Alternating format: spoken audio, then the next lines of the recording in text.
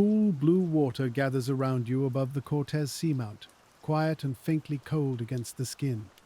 Far above the hidden summit, morning light spreads through the Pacific in soft, wavering bands. The surface is still close, but the bank already rises beneath you, a rocky crown catching the swell. Currents divide around the stone, carrying tiny particles that shine for a moment and then drift downward. Here, almost 100 miles west of San Diego, an underwater mountain gathers life from open water. Kelp and reef fish linger near the brighter top, while deeper ledges wait in a slower blue. As you sink along the lee side, the motion becomes gentle, guided by the faint fall of marine snow. Below the last strong sunlight, corals and sponges begin to appear on the rock, small and patient. We follow that quiet slope now toward the gardens shaped by current, stone, and time. The first change is not in what you see, but in how the water moves around you. A long Pacific swell rolls over the hidden crown, and the whole upper bank seems to breathe. The motion does not push straight down or straight across. It bends over the rock, lifts slightly, then folds into a softer stream on the far side. You can feel it as a slow decision made by water. One path leads back toward the brighter rim where kelp fronds sway in loose green ribbons. The other path slides along the lee side where particles drift downward in a narrow silver trail. So we choose the quieter thread. We do not go toward the most visible reef. We follow the falling specks because they show where food is moving and where the deeper garden may begin. Above you, the shallow crown keeps gathering light. It is not flat and it is not simple. The top of Cortez Bank is a rough, rocky rise, shaped by old volcanic stone, broken ledges, and the long work of waves. In places, the rock rises close enough to trouble the sea surface during large swells. Even from below, you can sense that energy passing overhead, softened by depth, spread into a dim, rocking motion. The crown acts like a mountain pass beneath the Pacific. Water approaches from the open sea, meets the hidden summit, and must divide around it. That division matters. It takes drifting plankton, bits of kelp, fish eggs, larvae, and fine organic dust, and it sorts them into streams. Some of that life continues into the open blue. Some is held near the bank, brushing against stone long enough to feed another world. Near the brighter top, Garibaldi and other reef fish move in loose, watchful patterns. They do not hurry.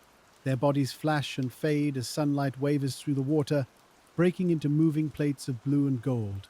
Kelp anchors where the rock is firm enough, rising toward the light in long, flexible lines. Each blade turns with the surge, offering shelter to small fish, snails, amphipods, and drifting juveniles. This upper world is still touched by the surface. It remembers wind, it remembers morning. But even here, the seamount is already gathering the conditions for depth. The bank lifts cold water upward, and the swell presses warmer surface water across it. Where these layers meet, tiny lives bloom, thin as dust, and begin their slow descent. You sink past a ridge of dark rock, its face cut by cracks and shallow shelves. On one shelf, a cluster of purple sea urchins rests close together, each spine moving with small adjustments. Nearby, strands of kelp cling to the stone, their holdfasts like old hands gripping the rock. A school of small, silvery fish turns as one body, then loosens again into separate points. The current carries them sideways and then lets them go. Nothing here feels hurried, yet nothing is still. The important motion is steady and almost hidden. Every surface of stone offers a place to fasten, graze, hide, or wait. That is how a seamount becomes more than a submerged peak. It becomes a collector. Because it rises from deeper water, it interrupts the open Pacific. Because it interrupts the water, it gathers movement. Because it gathers movement, it gathers life. You drift lower along the bank's shoulder, where the light begins to soften. The kelp canopy thins behind you. The green fades first, then the gold. Blue remains broad and calm, filling the space like quiet glass. The slope below is not a smooth wall. It steps downward in broken patches, with ledges, boulders, cracks, and small pockets of sand. Each feature changes the current slightly. Behind a boulder, particles slow and settle. Over a sharp edge, they lift and stream away. Along a crack, they collect in thin, pale lines, as if the stone is sketching the water's path. This is the first clear evidence of the garden's pattern. Life is not scattered evenly here. It gathers where the moving water touches hard surfaces without tearing anything loose. A small orange sponge appears on the side of a rock. It is no larger than a hand, but it opens into the flow, filtering the passing water. Near it, a pale, branching animal rises from a crack, delicate and still. It may be a small coral or a young hydrocoral, building its shape slowly, bit by bit, from the food the current brings. You do not need to touch it to understand its patience. Its whole life is an answer to movement. The water carries, the animal opens, the stone holds. That quiet agreement is the beginning of the Cortez Seamount Gardens.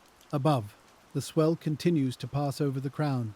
Below, the slope receives what the upper water has shaken loose.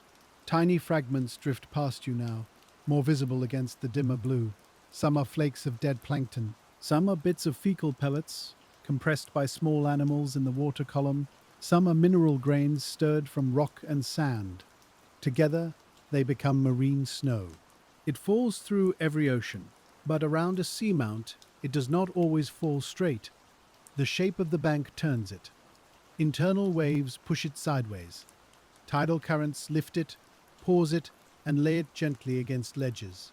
This is why the descent follows the particles, not the steepest drop. The falling snow is not just decoration. It is a map. A small fish holds position near the slope, facing into the flow. Its fins move with faint precision, just enough to keep its body still. The fish is using the current, as the corals and sponges do. It waits where food passes. Behind it, the rock drops into a blue hollow, then rises again as a low ridge.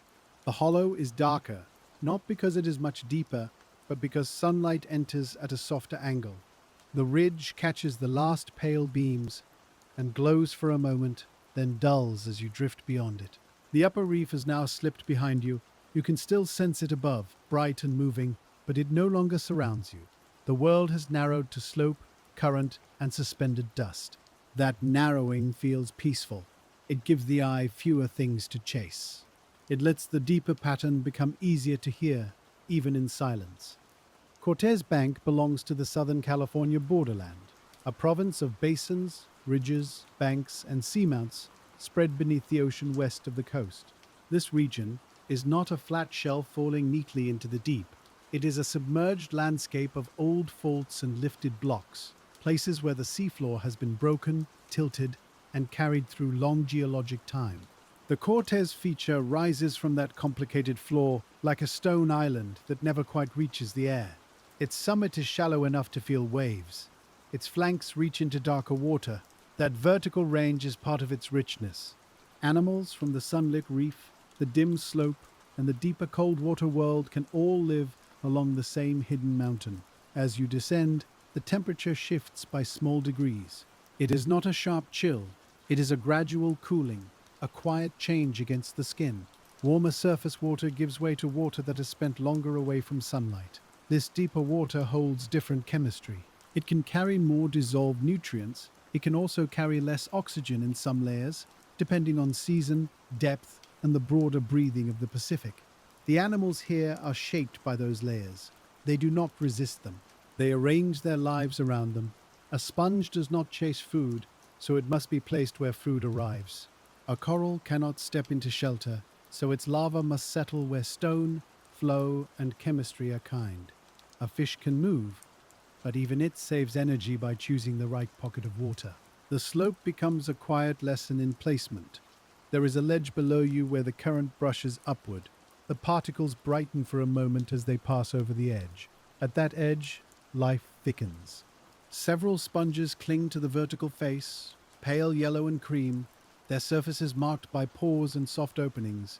Beside them, small feather stars or crinoids hold their arms into the water, each arm divided into fine branches.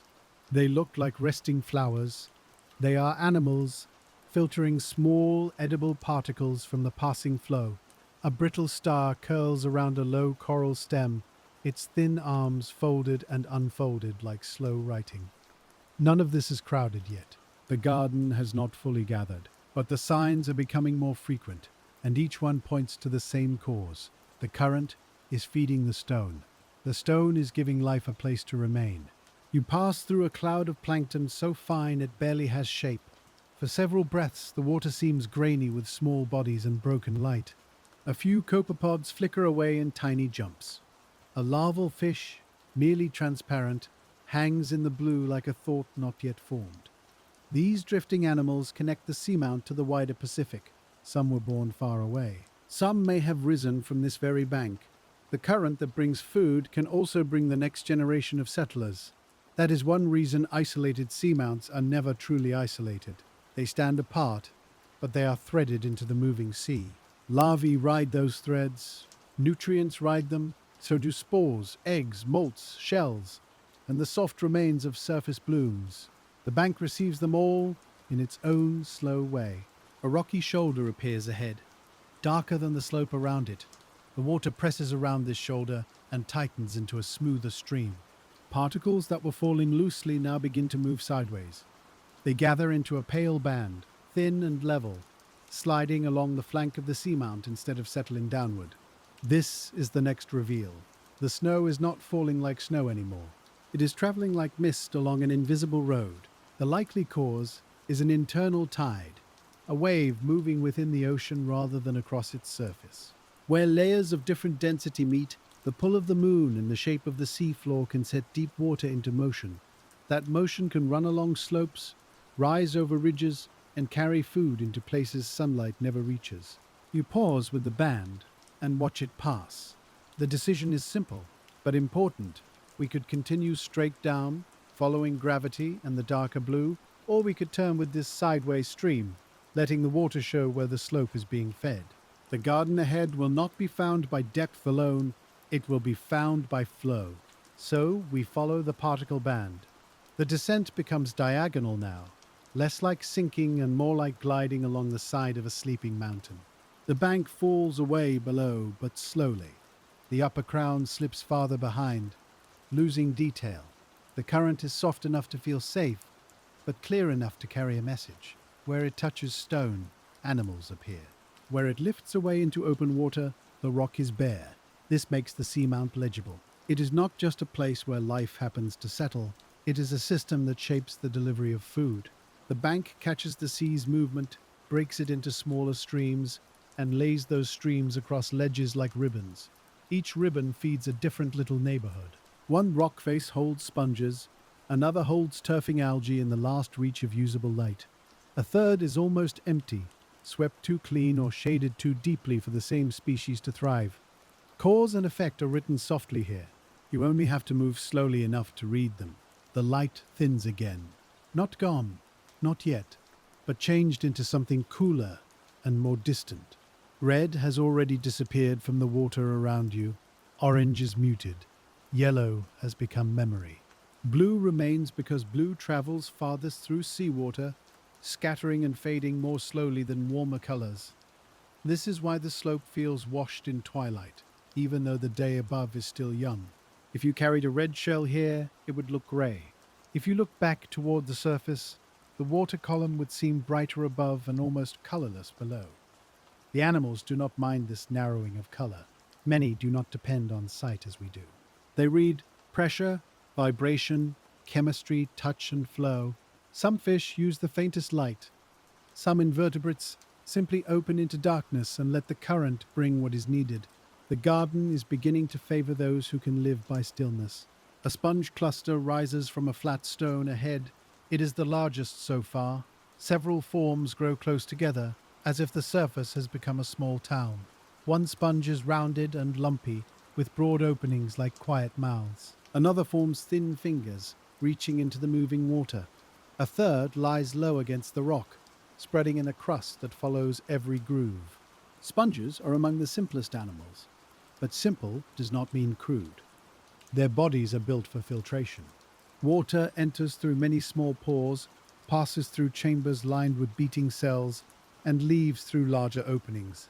In that passage, bacteria, Tiny plankton and organic particles are taken from the flow. A sponge can move remarkable amounts of water through its body over time. It is both animal and water work. On a seamount, that matters. The current feeds the sponge clears and transforms the current. The transformed particles and waste may feed smaller animals nearby. Nothing is wasted quickly here. Everything is slowed, filtered, used, and used again. Near the sponge cluster, a small rockfish hovers just off the bottom. Its body is dark against the stone, but its fins catch a little blue light. Rockfish are well suited to these ledges. Many are long-lived, slow-growing, and loyal to particular habitats. They rest near structure, rise to feed, and settle back into shelter. Here, a coral branch or sponge ridge can be more than scenery. It can be a marker, a wall, a doorway, and a resting place. All at once, the fish keeps close to that structure because open water costs energy. A bare slope gives little shelter from the push and pull of flow. A branching sponge changes that flow, making small pockets where a fish can hover with less effort.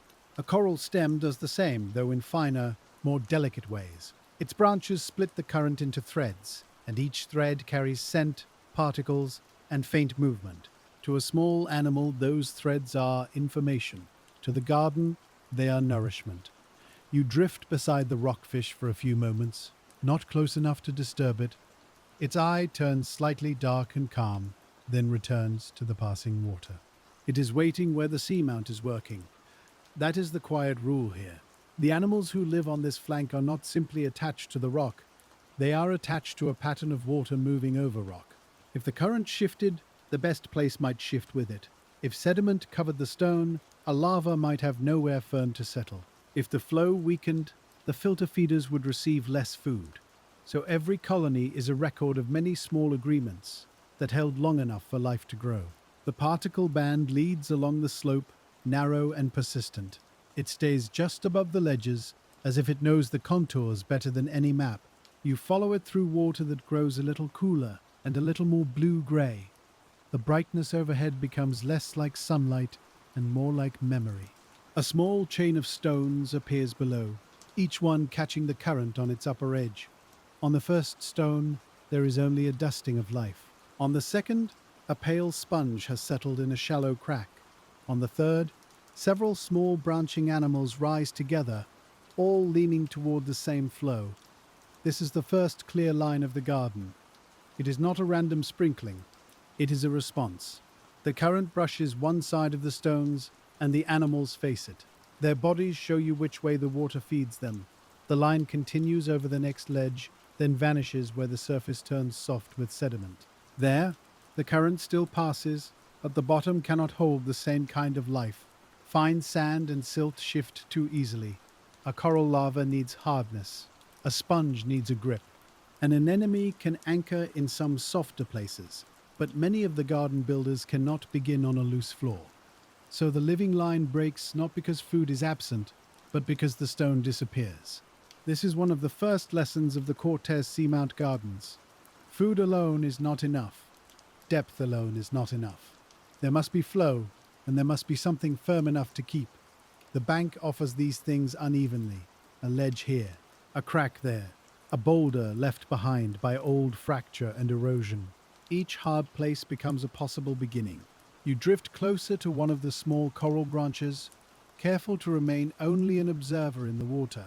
It is pale, almost ivory in the thinning light. Its surface is not smooth, but lined with tiny living polyps, each one able to open into the current. When the polyps extend, they make the branch look softened, almost furred. When they withdraw, the structure becomes more skeletal and still. The colony is both animal and architecture. It builds upward from a fixed point, adding small amounts of material over time. Some deep-water corals grow slowly, only a little each year. Some can live for decades. Some can live far longer, depending on species and place.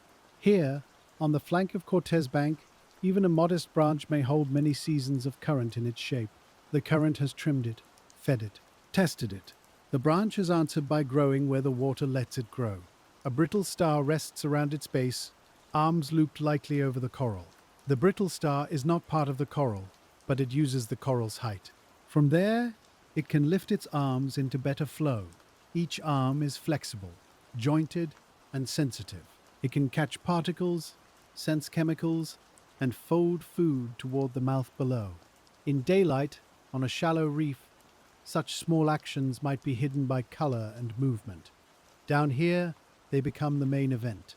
A star raises one arm. A sponge exhales filtered water. A fish turns its fin. A particle touches a polyp and is taken from the sea. Nothing announces itself. Everything continues. The particle band grows thicker for a while, and the water ahead turns softly clouded.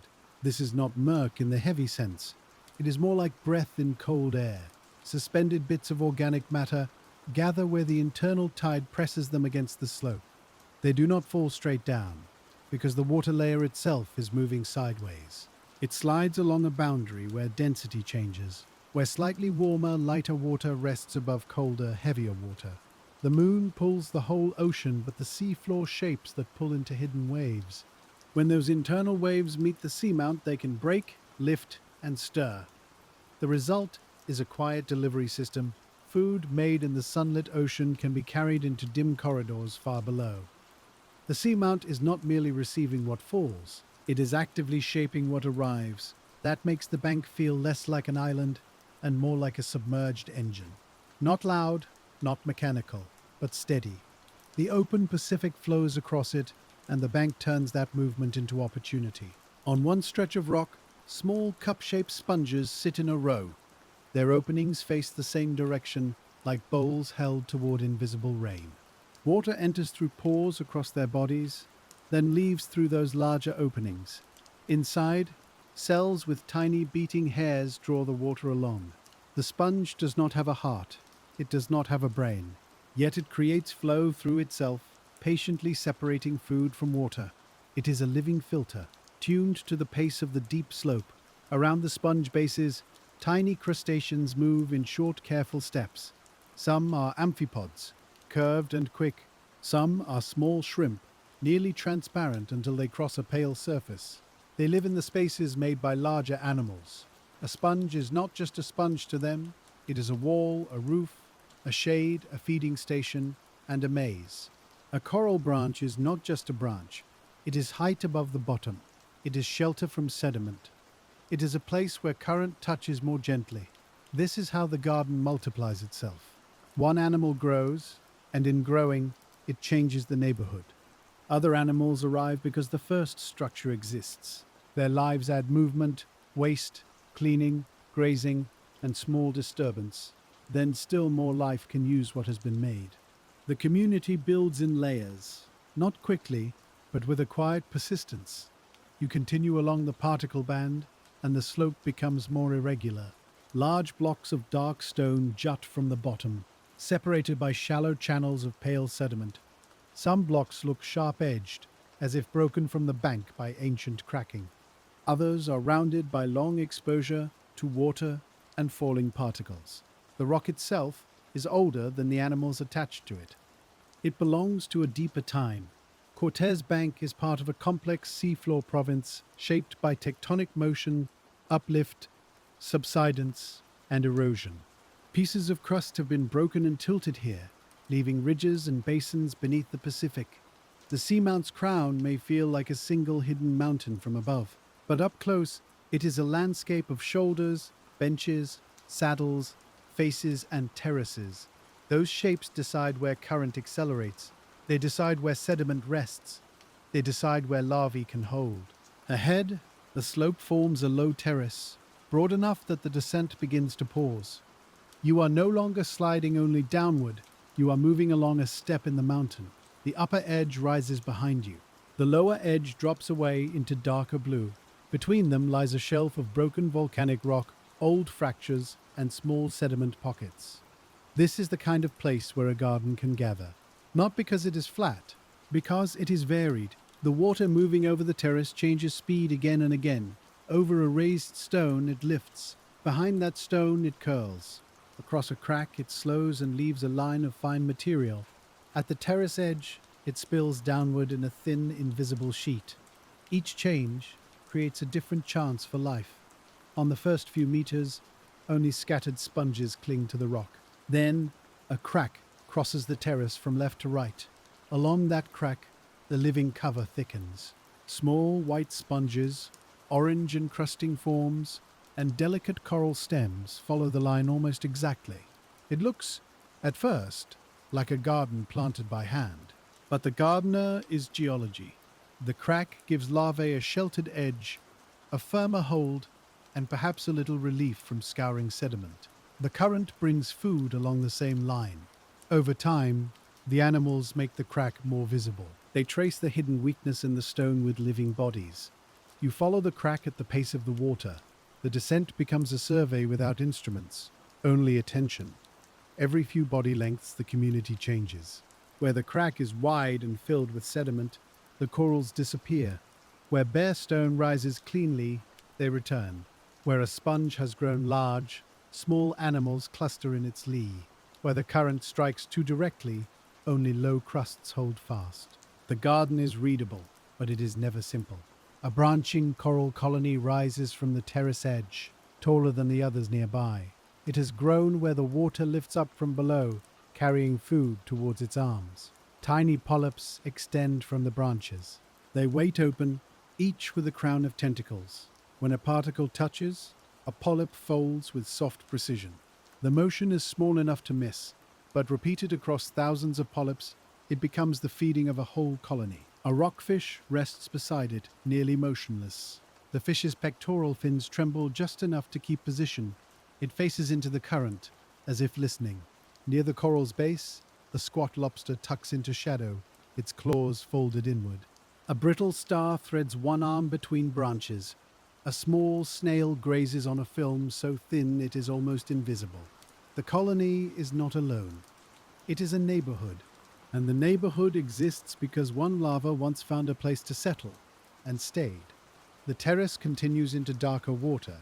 Here, the last useful sunlight is weak. Some algae still persist in patches above, but they are fading from the system. Photosynthesis becomes less important with every meter. Filtering, scavenging, and waiting become more important. This zone is sometimes called mesophotic, meaning middle light.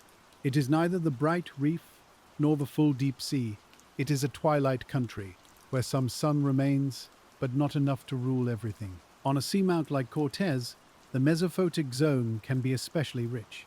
It receives food from above and structure from below. It sits in the meeting place between shallow and deep processes. The animals living here often bridge worlds. Some fish move upward and downward with the day. Some invertebrates settle where the light is dim, but not gone. Some organisms depend less on light itself and more on the current that the seamount creates.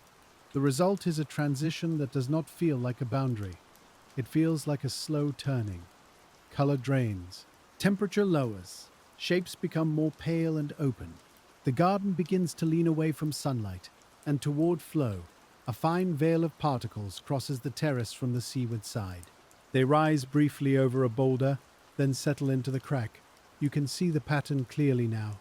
The hard surfaces are cleanest where the current is strongest. They are dusted where the current weakens. They are buried where the flow can no longer lift sediment away. The animals choose, or are chosen by, these differences. A sponge larva may drift for a while, carried by currents far larger than itself. When it is ready to settle, chemical cues and surface texture matter. A clean rock face may invite settlement. A film of bacteria may signal that a surface is alive and stable. Too much sediment can smother the beginning. Too little food can leave the young animal with no way to grow. So the garden's beginning is a narrow chance.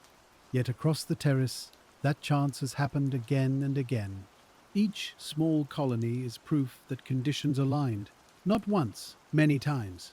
A line of crinoids appears along the outer lip of the terrace. Their arms are raised into the flow, feathered and symmetrical. They look rooted, but some can move slowly when needed. Their bodies hold to the rock with small, grasping structures, while their arms comb the water. Each arm carries many little branches. Each branch carries tube feet and sticky surfaces that help gather food. The current does the carrying. The crinoid does the sorting. In the dim light, their forms resemble flowers carved from night water. but they are ancient animals, relatives of sea stars and urchins. Their lineage reaches back into seas far older than this bank. To watch them here is to see a very old solution still working. Hold fast, open wide, let the water bring the world. Her. The terrace edge drops beside you into a deeper blue. You do not leave it yet. The decision now is to move along the shelf rather than descend straight down. The reason is written in the animals. The densest life is not below you yet. It is along the ledge, where the current has just the right angle. If you drop too quickly, you may pass the story without reading it. So you drift sideways, keeping the ledge on one side and open water on the other. The current is smooth here, but not uniform. It pulses gently. A few moments of stronger flow bend the crinoid arms. Then the water slackens and the arms rise again. This pulsing may come from the internal tide breathing across the slope. It may also come from smaller turbulence shed by the terrace itself. The exact cause matters less than the effect. The animals live within rhythm, not stillness. Their still appearance is a kind of balance. A basket star waits folded into a dark crevice. At first it looks like a knot of twigs. Then one arm loosens slightly, revealing a branching complexity far finer than it first seemed. Basket stars often feed by unfolding into moving water. Their arms divide again and again, forming a net. In stronger currents, that net can catch plankton and suspended particles. For now, it remains mostly closed. The tide is not quite right. The animal waits. Waiting here is not emptiness. It is a strategy. So much of the deep garden lives by timing. Open when food passes. Close when sediment thickens. Extend when current rises. Rest when the water slackens. Even the shape of the terrace seems to wait, holding old stone under a slow sea. You pass another crack, and then another. Each one carries a slightly different community. One crack is lined with low orange sponge and small white anemones. Another holds brittle stars, their arms spread flat against the rock. A third supports a taller coral, with several branches broken near the tips. The broken places are smooth and pale. They may have been snapped long ago by falling debris, a strong current event, or the slow strike of another moving object. There is no drama in the evidence. Only the fact that growth and breakage share the same landscape. A coral colony can continue after losing branches. A sponge can regrow around injury. Fragments can fall downslope and become shelter for other animals. In this way, even damage becomes part of the seamount's slow structure. The garden is not a perfect display. It is a living place. It records calm conditions, changing currents, sediment pulses, and time. A wider ledge opens ahead, and the current softens. Particles that were streaming neatly now drift in loose swirls. The water looks less like a road and more like a quiet room.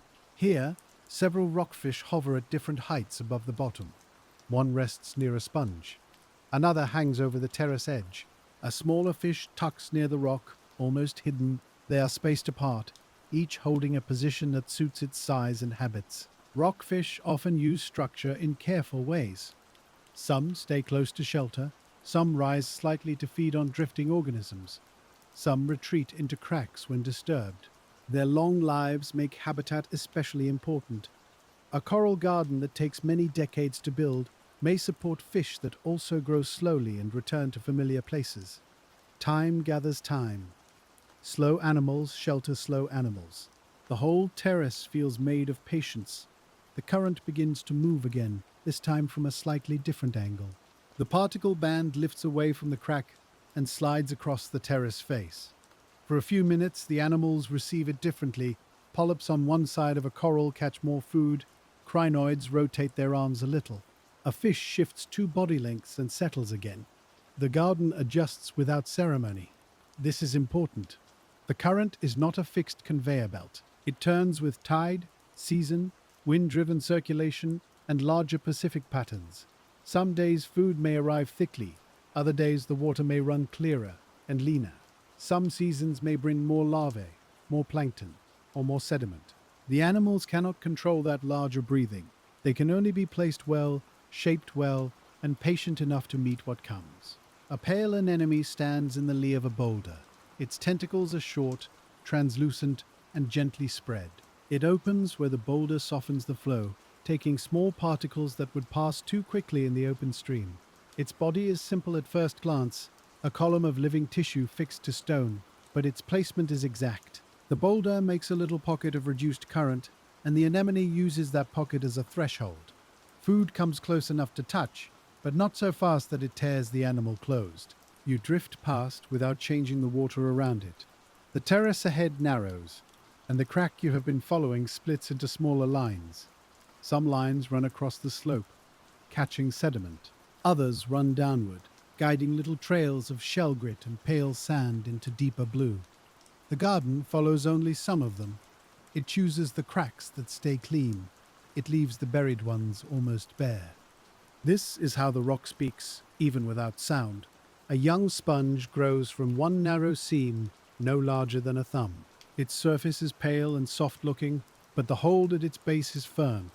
It has found a place where the seam protects it from being brushed away.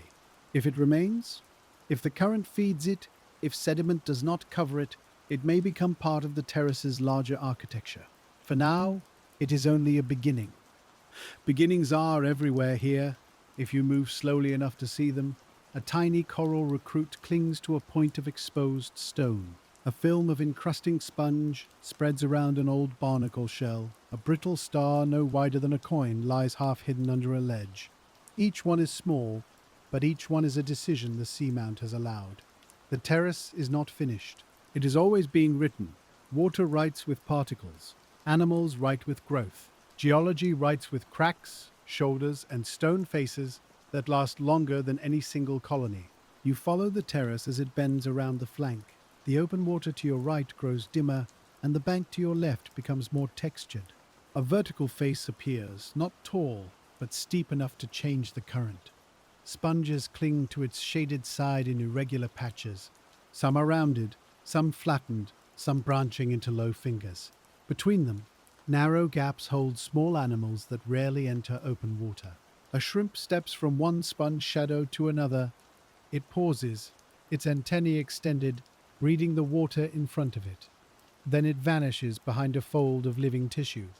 The movement is small, but it changes the feeling of the place. The garden is not only still structures, it is also hidden motion, fine and continuous, moving through the spaces those structures create. A fish rises from below the ledge and stops beside you, facing the same way as the current. Its body is dusky and mottled, hard to separate from stone. This camouflage is not dramatic. It is simply useful. In dim water, soft patterning helps an animal become part of the background. The fish hovers for a few breaths, then lowers itself toward a coral base. It settles without touching, fins barely moving. The coral beside it is older than it looks, not ancient in the way the rock is ancient, but slow enough to carry years in every branch. Its lower stem is thickened where it meets the stone. The branches above divide in a loose fan, all angled toward the most reliable flow. If you traced the shape carefully, you could see the history of feeding written into it. More growth on the current-facing side, less where sediment settles. A broken tip here, a new branch below it. The colony is a record of conditions. This is why the decision to follow the terrace matters. A straight descent would show depth, but not the garden's logic. Moving sideways reveals the pattern. Life thickens where hard surfaces rise into moving water. It thins where sediment lies still. It returns where the current touches stone again. The terrace works like a long, uneven shelf for the sea to feed. At the outer lip, the water lifts slightly. The lift is faint, but the animals feel it. Crinoids stand there in a loose row, arms open. Small anemones occupy lower pockets. Sponges cover the underside where the flow curls back.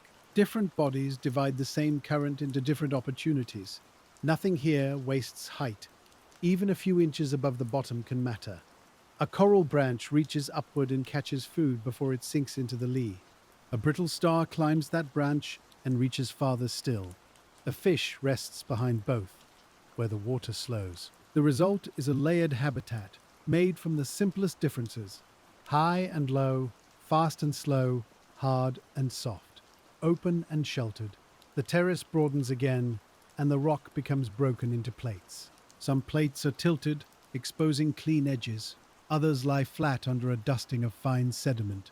The tilted edges are alive. The flat buried surfaces are quieter. You can read that contrast again and again, as if the seamount is teaching the same lesson in many voices. A colony of small cup corals appears under an overhang.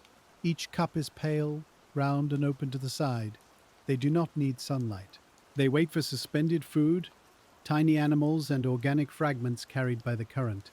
In the dimness, they look like small white bowls arranged along the underside of the rock. Their position protects them from falling sediment. It also places them where water curls under the ledge. The overhang is not empty shelter, it is a feeding edge. A small cloud of copepods passes the opening. Most drift by. A few vanish where coral tentacles close. The action is nearly invisible. It is still enough to sustain a life. The current begins to slacken. You notice it first in the particles. The neat sideways stream loosens into a soft suspension. Fine matter hangs around the terrace, neither falling nor traveling with the same clear purpose. The crinoid arms lift a little higher, no longer pressed in one direction. The rockfish adjust and hold closer to the bottom. Even the brittle stars seem to pause, arms partly extended, as if listening for the next motion. This is the saddle ahead. The terrace has been leading toward a narrow place between two rocky shoulders of the bank. The seamount's flank pinches here, and the current enters a quieter pocket. Behind one shoulder, the flow loses strength. Behind the other, it gathers again in darkness. For a time, you are in between. The water feels suspended. Particles hang like pale dust in a dark room. The slope below is not yet fully visible. The slope above has already faded. At this mid-depth, the bank feels less like a single mountain and more like a series of rooms. Each room has its own water. Each room has its own soundless weather. The saddle is a waiting place. Rock rises on both sides in low shoulders, dark and rough. The bottom between them is a mix of stone, shell fragments, and thin sediment. Life is present, but not dense. The current has not been steady enough here to build the richer cover of the terrace. Still, there are signs of use. A sponge grows on the upward face of a block. A few anemones stand near the edge of the sediment. Small, brittle stars lie in the cracks, arms angled outward.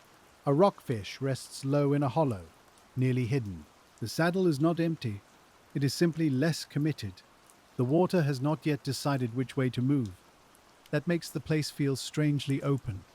You hover with the particles. There is no need to turn back. There is no need to hurry forward. The seamount is holding its breath. The science of this pause is gentle but powerful. Tides do not move only at the shoreline. They move through the whole ocean, lifting and lowering water across basins and ridges.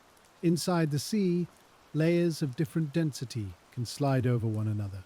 When that layered motion meets a bank like this, the water can speed up, slow down, rise, sink, or turn. At the saddle, several motions may meet. Some water has come over the crown, some has traveled along the slope, some has risen from below along the bank's shadowed side. Where they meet, particles can linger. This lingering matters. It allows some food to settle. It allows some larvae to test the stone. It also allows sediment to collect, and sediment can cover the places where corals and sponges might otherwise grow. The same pause that feeds one animal may bury another. The garden is full of these quiet balances. Too much current, and a delicate larva cannot hold. Too little current, and food does not arrive. Too much sediment, and a young colony disappears. Too little hard surface, and nothing can begin. The saddle shows the middle of that balance, uncertain and changing. A pale veil appears along the upper side of the saddle. At first it looks like a soft change in the water's color. Then it thickens. Fine sediment, lifted from somewhere above or beside you, begins sliding across the gap. It moves not downward, but sideways, and slightly lower. A slow sheet drawn over the rock. The tide is turning. The clear route back toward the upper terraces becomes less visible behind the veil. It is not blocked in any harsh way. It is simply softened out of sight.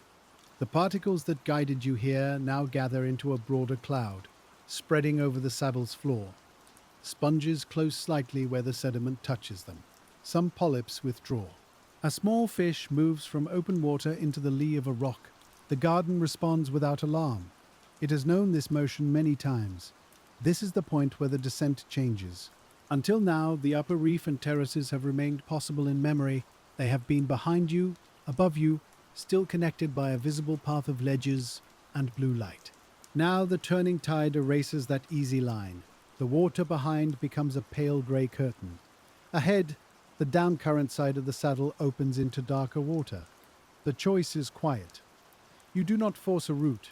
You let the new flow carry you. The descent commits to the shadowed side of the bank.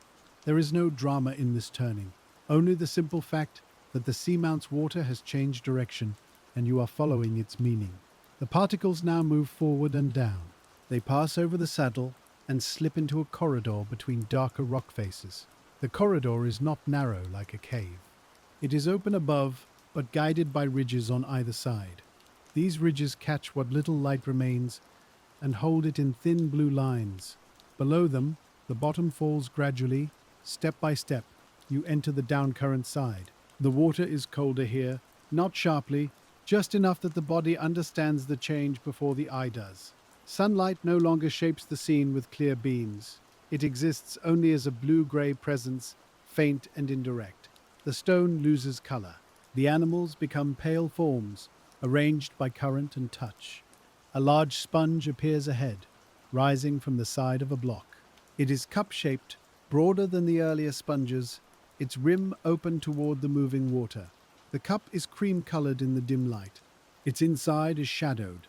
Water passes over its rim, enters through countless pores, and leaves through larger openings in a quiet exchange you cannot see directly. The sponge stands like a vessel placed in the current. Around its base, small crustaceans move in and out of shelter. A brittle star stretches one arm across the sponge's side, then draws it back. The deeper flank is beginning to show itself. Its animals are larger, paler, and more dependent on the moving dark. The corridor turns slightly left, following the shape of the bank. The sediment veil remains behind you now, higher and fainter.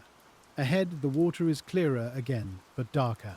The current has gathered into a steady downslope drift. It carries marine snow in a slow diagonal fall. Some particles are fresh and soft, recently formed from plankton in the upper ocean.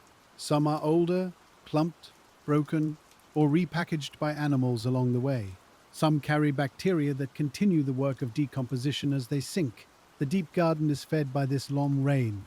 It begins far above in sunlight, where phytoplankton use carbon dioxide, nutrients, and light to grow. Small animals eat some of that bloom. Other pieces die, break apart, sink, or are compressed into pellets. By the time they reach this slope, the particles are no longer simple leftovers. They are part of a vertical connection between surface and depth. Here, the seamount catches that connection. It turns falling food sideways. It presses it against ledges. It lifts it over stones. It gives animals a chance to gather what would otherwise pass into open water. The corridor floor becomes rougher. Blocks of volcanic rock lie partly embedded in sediment. Some faces are clean and dark. Others are dusted with pale material. Where clean stone rises into the flow, sponges appear again. The cup forms are more common now. They stand apart, each holding its own patch of current. Some are wide and shallow. Some are narrow and tubular. Some have rims that curve inward, making them look like open flowers carved from wax. They are not flowers. They are animals that turn water into food. The simplicity of that work feels deeper now. No hunting, no chasing, no bright movement, only the steady passage of water through a body made for patience. A small shrimp rests on the outer wall of one cup sponge. It is almost transparent. Only its eyes and a few inner lines show clearly. When the current strengthens, the shrimp lowers itself closer to the sponge surface. When the current eases, it rises again, antennae sweeping. The sponge gives it a platform above the sediment. It gives it access to drifting particles.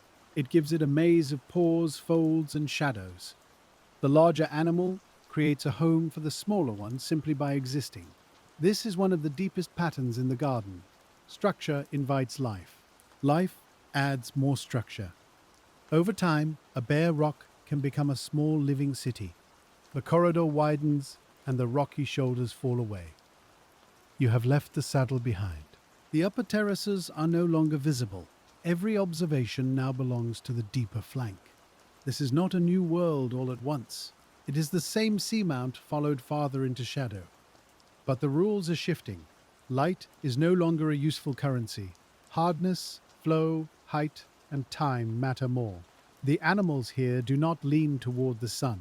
They lean toward the current. A faint blue-gray glow remains in the water column above, but it does not reveal much. It only outlines the nearest edges. Farther out, shapes disappear quickly. The slope itself seems to emerge only as you approach it. First a block, then a ledge, then the pale rim of a sponge, then a coral branch, thin and still against the darker water. The feeling is not of entering emptiness. It is of entering a place that reveals itself slowly, one small distance at a time. A single point of living light flickers in the water to your right. It appears, fades, and appears again. A small planktonic animal is making bioluminescence, perhaps disturbed by the current or by another unseen body. The glow is blue-green, brief and soft. It does not illuminate the slope. It only reminds you that the darkness is inhabited. Many deep-sea animals make light. Some use it to startle, some use it to communicate.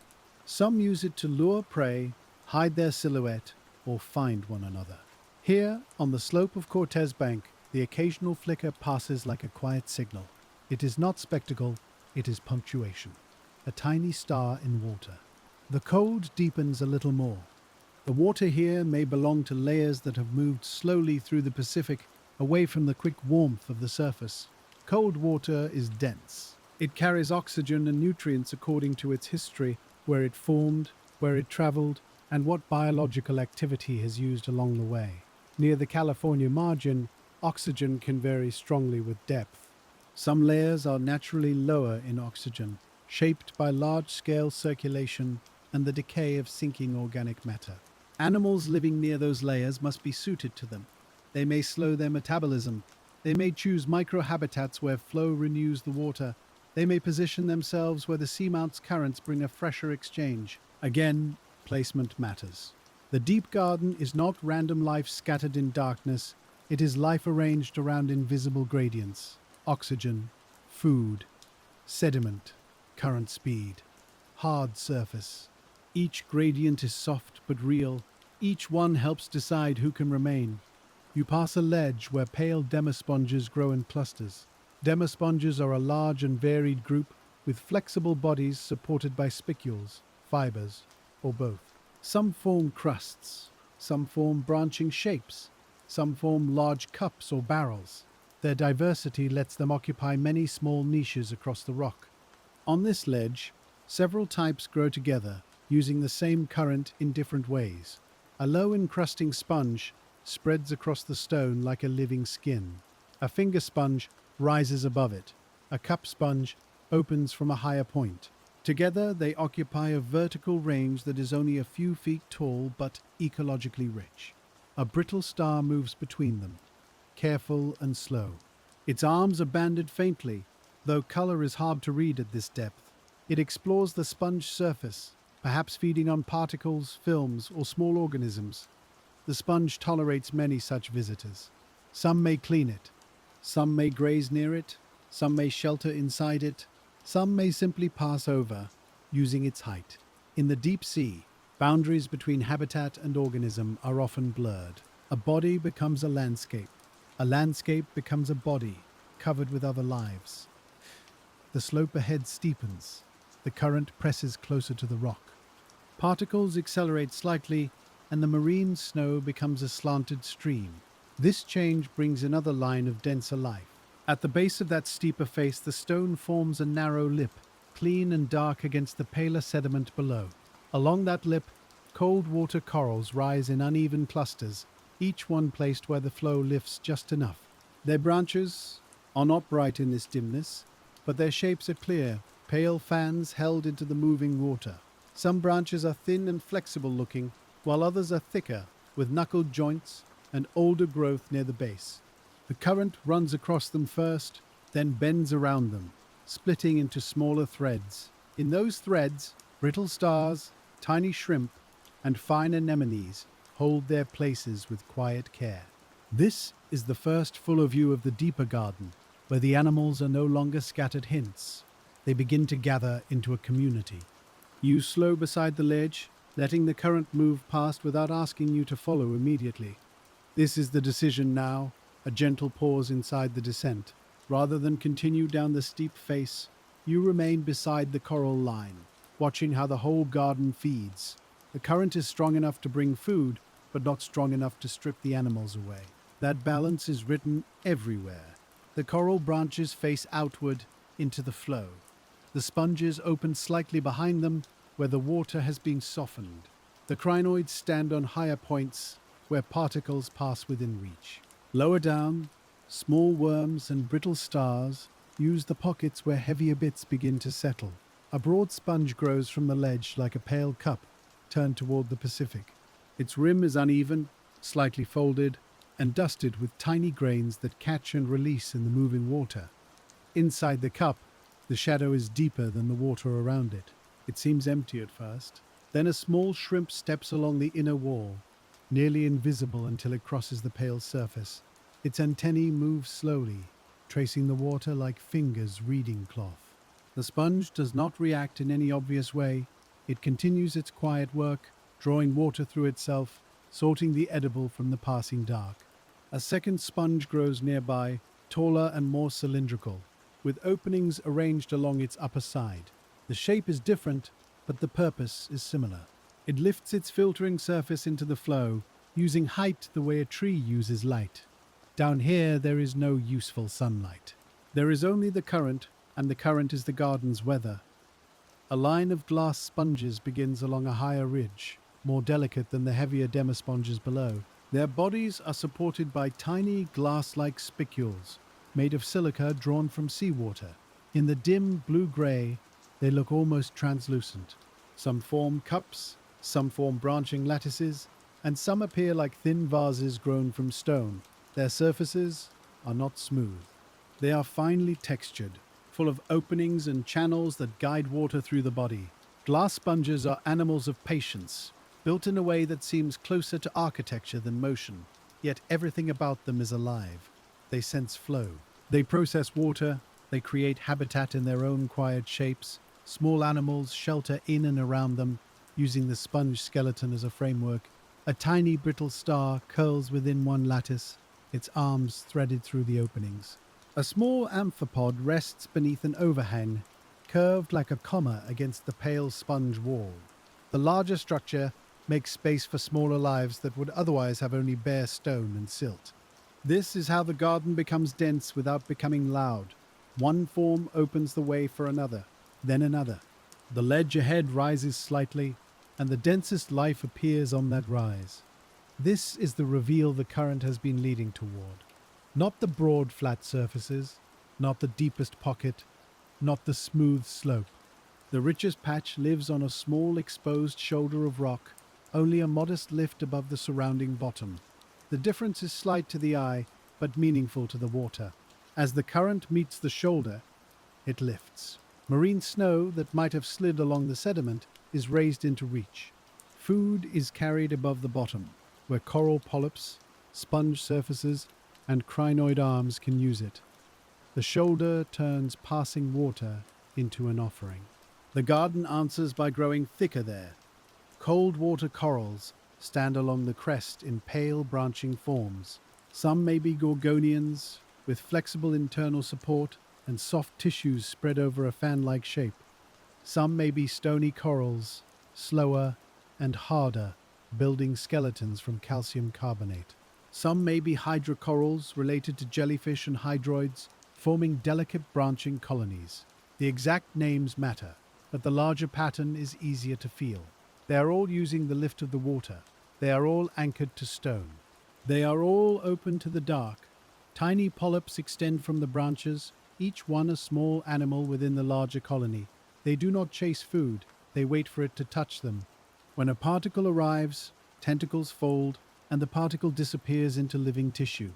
Across a colony, that action may happen thousands of times in a night, or in a day so dark it feels like night. The The garden does not need sunrise to begin feeding. It feeds whenever the current brings the upper ocean down to it. A basket star has unfolded on the downcurrent side of a coral branch. Earlier, on the terrace above, one waited closed in a crevice. Here, the tide has become right. Its arms divide into finer and finer branches, spreading into the water like a soft net. The net is not rigid. It yields and adjusts, opening wider when the current steadies, curling slightly when the flow pulses. Bits of plankton and organic matter touch the branches. Small hooks and mucus help hold what can be eaten. Then the arms curl inward, slowly delivering food toward the mouth at the center. The motion is careful, almost ceremonial. It is feeding, but it looks like folding darkness into itself. A faint blue spark appears beyond the basket star, then fades before it becomes a shape. Another spark follows, lower and farther away. Small planktonic animals are moving through the current, some disturbed enough to glow. The light is brief, and it does not belong to the corals. It belongs to the moving water. For a moment, the deep garden is marked by tiny blue signals, each one appearing where an unseen body has brushed against the flow. Then the darkness closes again, soft and complete. The corals remain. The sponges remain. The basket star remains open, gathering what passes. The seamount's deeper flank is beginning to feel less like a slope and more like a series of feeding stations. Each raised stone catches current. Each current delivers food. Each animal grows where the delivery is reliable enough. This reliability may last years, decades, or longer, though it is never perfect. Storms above can change what sinks. Climate patterns can alter currents and oxygen. Seasonal blooms can thicken the rain of particles for a time, then leave the water leaner. The animals do not experience these changes as events named on a chart. They experience them as days of more food, days of less food, days of clearer flow, days of settling dust. Their bodies are built for such variation. They can wait through lean times. They can open when conditions improve. They can grow slowly enough that hunger is not always a crisis. Slow growth is not emptiness here. It is a way of belonging to the deep. You drift closer to a large coral fan on the shoulder's outer edge. Its main stem is thick at the base, older and darker than the pale tips above. Several branches have grown in the same direction toward the most consistent current. On one side, the branches are longer and more open. On the other, they are shorter, partly shaded by the rock face. The colony's shape is a memory of water. It has recorded years of direction, force, food, and interruption. A brittle star coils around one branch, its disk hidden behind the stem. Only the arms show, thin and winding, resting lightly across the coral. The brittle star uses the coral's height, but the coral is not simply a platform. It is alive beneath the star's touch. This closeness may last a long time, with both animals sharing the same flow without needing to understand one another. The garden is full of these quiet arrangements, not alliances in the human sense, not friendships, just bodies placed well together in a world where placement is everything. A small fish rests beside the coral's base, facing outward into the current. It may be a rockfish, or another deep-sloped fish suited to structure and dim water. Its color is nearly lost here, but its outline is clear. The fish does not hover high. It holds close to the coral and sponge framework, where water slows and small prey may pass. Every few moments it shifts position by a few inches. Then it becomes still again. Its life is not separate from the garden. It uses the height of the corals, the shelter of sponges, the food carried by the current, and the shadows made by stone. Without the living structures, the same rock shoulder would be simpler. With them, it becomes habitat. The current strengthens slightly, and the basket star opens wider. Crinoid arms bend in a common direction. Fine sediment lifts from a patch below, then passes over the shoulder in a pale ribbon. This lift reveals another rule. The richest part of the garden is not always where particles are most abundant.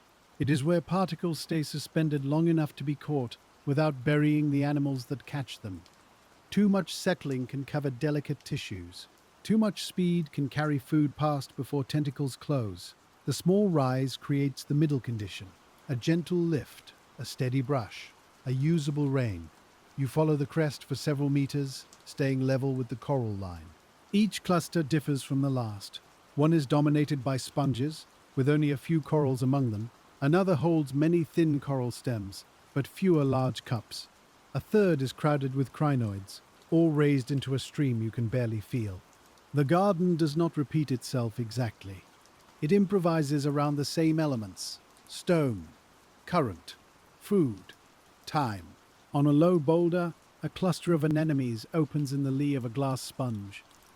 Their tentacles are small and translucent, arranged like soft crowns.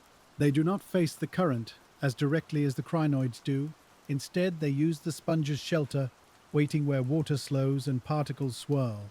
In that swirl, food passes close enough to touch. A tiny worm extends a fan from a tube between them, then withdraws as a grain brushes by. The tube is made from particles gathered from the environment, bound into a small wall. Even the sediment becomes architecture in miniature. Everything builds with what the water provides. A shrimp moves from the sponge toward the anemones, then pauses at the edge of open stone. Its body is lightly patterned, transparent enough that it seems made of water itself. It tests the surface with delicate legs, then it slips under a coral base and disappears. These small crossings are the garden's hidden traffic. They happen beneath the larger stillness. They make the place alive in a way that is felt more than seen. The slope beyond the shoulder drops into a dimmer corridor, but you do not enter it yet. The heart of the garden asks for lingering. To leave too quickly would miss the slow work that makes it a garden at all. So you settle in the water beside the exposed stones and let the scene continue. Marine snow arrives in uneven pulses. When the stream thickens, more polyps open. When the stream thins, the garden appears almost suspended.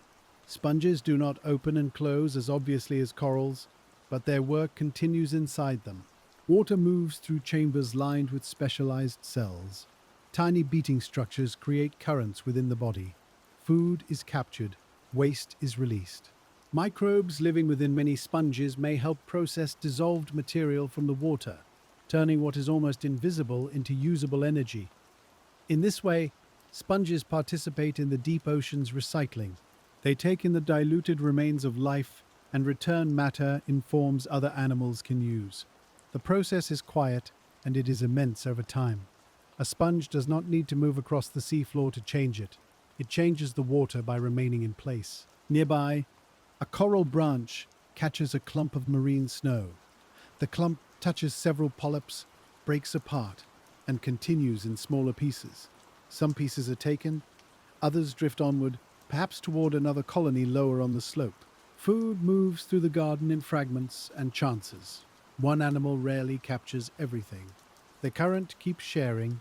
What passes one mouth may reach another.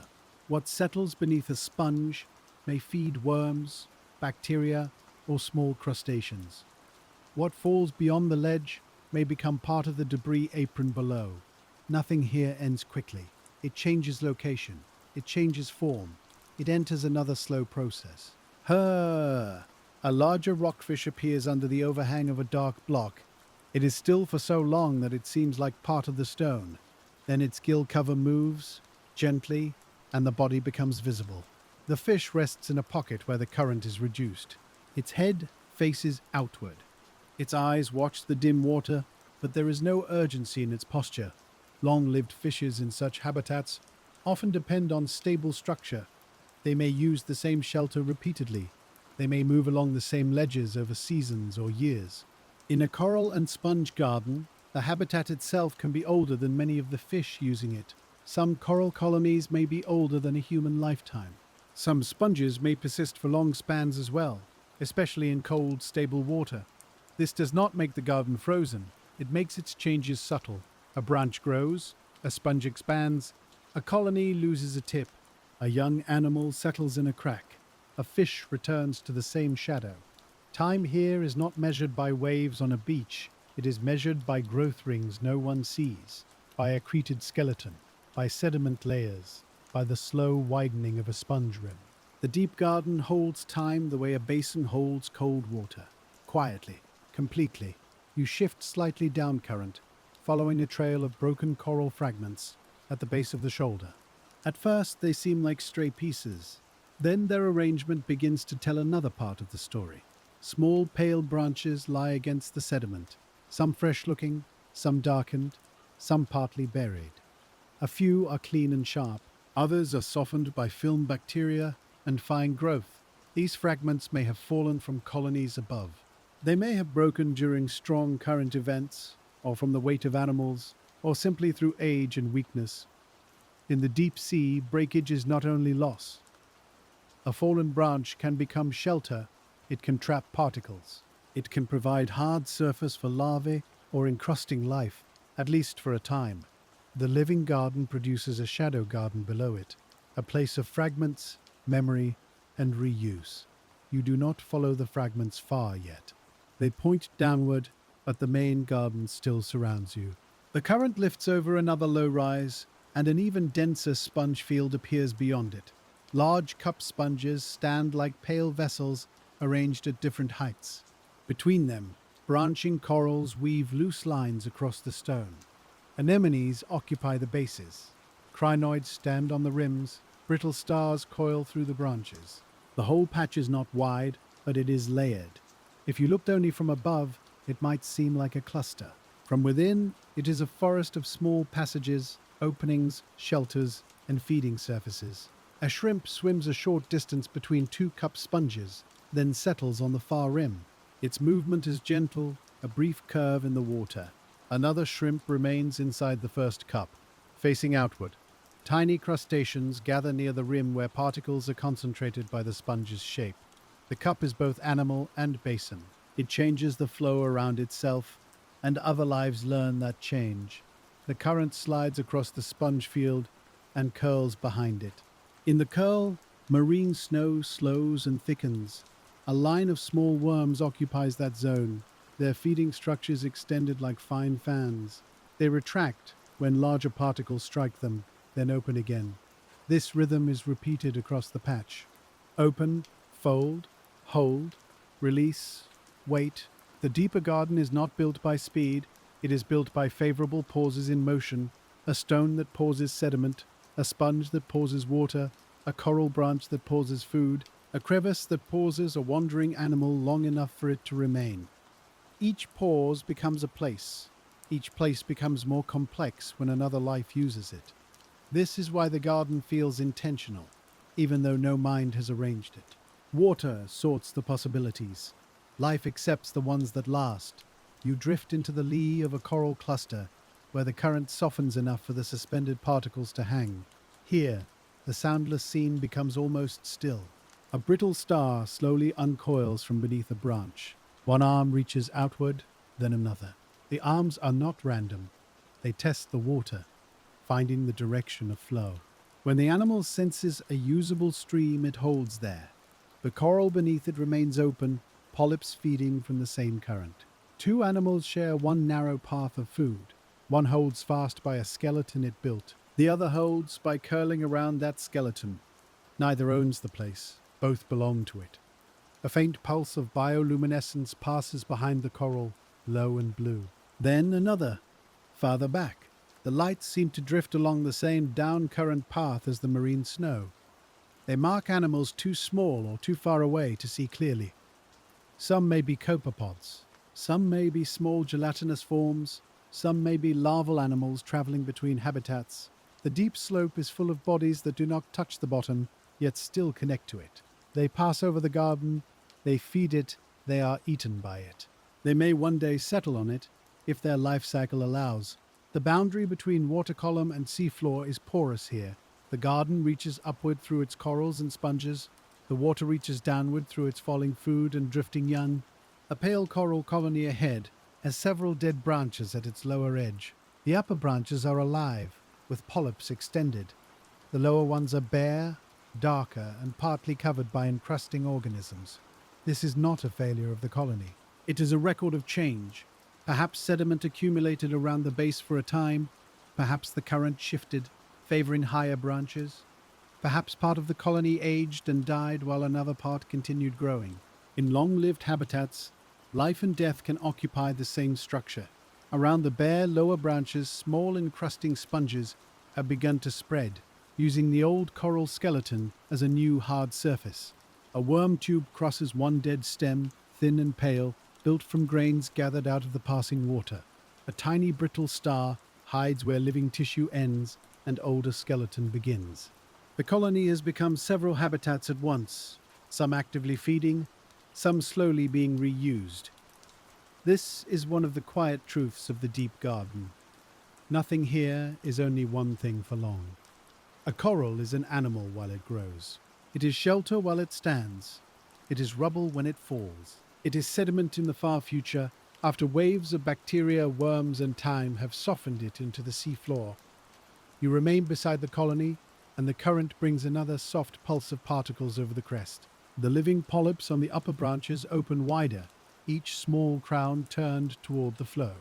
Below them, the old branches catch drifting grains, holding them for a moment before releasing them. Even the dead part of the colony still changes the water. It slows the flow. It traps food. It gives larvae a place to test. The line between present and past is not sharp down here. It is feathered, like the edge of marine snow as it breaks apart in the dark. A small amphipod crosses the dead branch, stops at a patch of living sponge, and folds itself into a groove. Its body is quick, but the movement is contained, never more than a few inches at a time. For a creature that small, the coral skeleton is not a branch. It is a ridge system, a sheltering wall, and a path above the sediment. The deeper garden is made of these differences in scale. What looks delicate from a distance becomes large enough to live inside. What looks still from a distance becomes busy with hidden movement. What looks broken becomes useful again. The current shifts, and a darker ribbon of water slides over the ledge from above.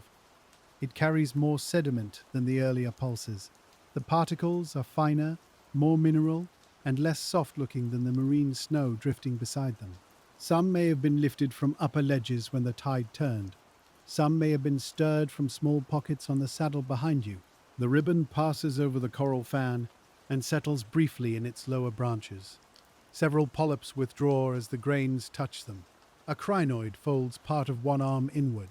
The basket star tightens its outer branches, making its net a little smaller. There is no alarm in this response. It is adjustment. When the water carries food, the garden opens. When the water carries too much grit, the garden closes and waits. The same current can feed and burden the animals, depending on what it brings. That balance gives the garden its shape.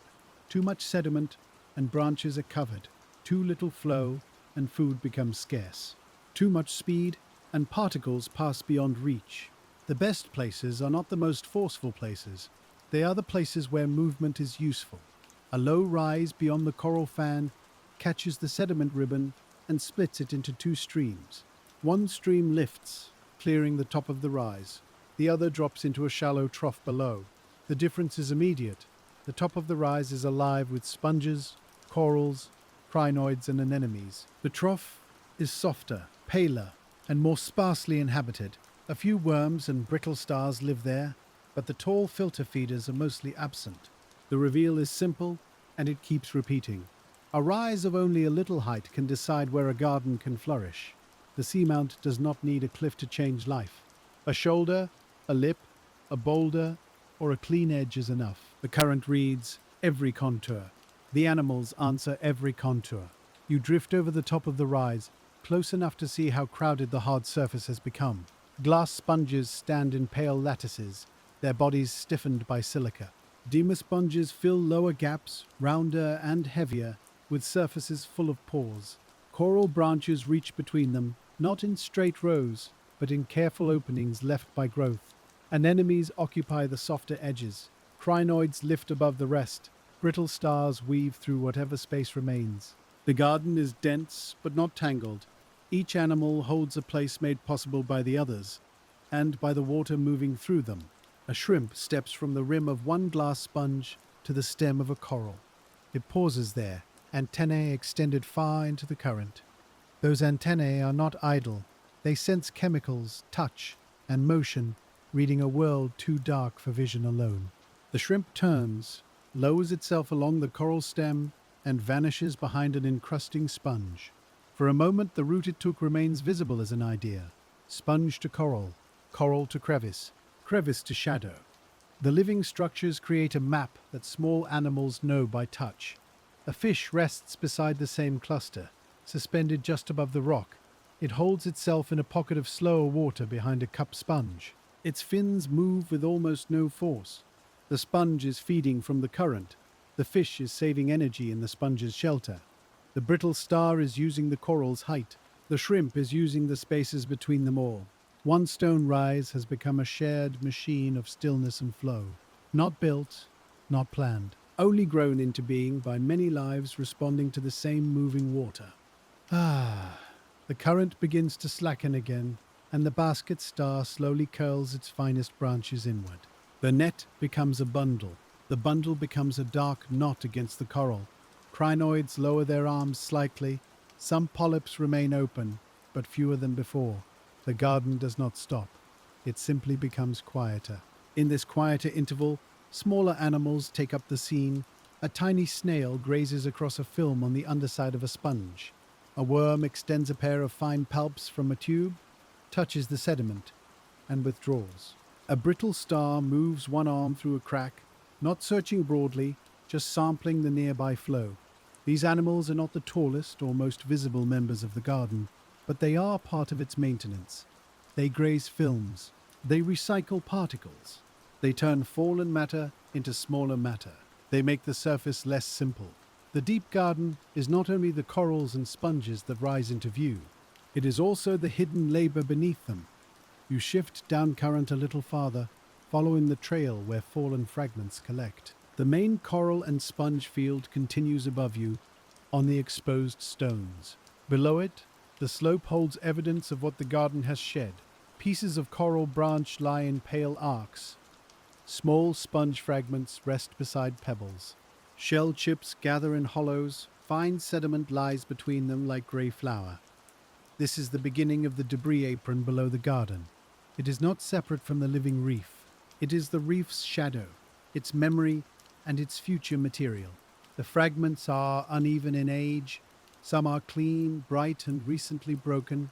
Others are darkened by bacterial films, bored by tiny organisms, or partly buried.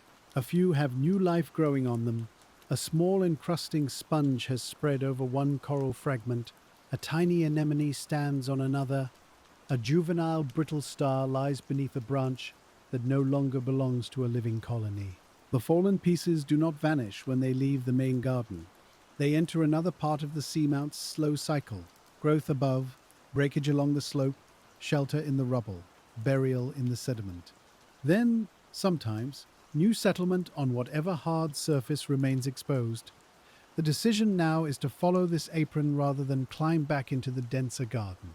The living crest has shown how current and stone build habitat. The debris below can show how that habitat changes through time. So you let the downward drift carry you along the fragment trail. The water is still cold and dim, but the slope feels more open now. The tall structures thin behind you. The bottom becomes a mixture of broken hard pieces and soft places. Marine snow falls more visibly against the darker background, catching faint light as it passes. A coral fragment rests half buried in the sediment ahead. Only the upper curve is exposed. On that exposed curve, several tiny white tubes rise like short threads. They belong to small tube-building worms, animals that collect food from the water or nearby surface. The buried underside may already be softening, worked by microbes and small burrowers. One piece of coral is living two different futures at once. Above the sediment, it remains hard surface. Below the sediment, it begins to return to the seafloor. This is how the debris apron speaks, not in single events, in overlapping processes. A fragment is exposed, then dusted. Dusted, then colonized. Colonized, then buried. Buried, then perhaps uncovered again by a later current. The seamount's lower slope is not static. It is rearranged slowly by water, gravity, and the smallest animals. The slope here is gentler than the ledges above. Small channels run downward through the sediment, carrying shell pieces and grains between rocks. They are not dramatic cuts. They are soft tracks made by repeated movement. When currents strengthen, fine particles lift and slide. When currents weaken, they settle again. When a fragment rolls or shifts, it leaves a shallow mark. Over years, those tiny motions sort the bottom. Larger pieces remain on slight rises. Finer grains collect in hollows. Living colonies appear only where enough hard surface stays uncovered. A small stone protrudes from the sediment on your left. On its upper face, a young sponge has taken hold.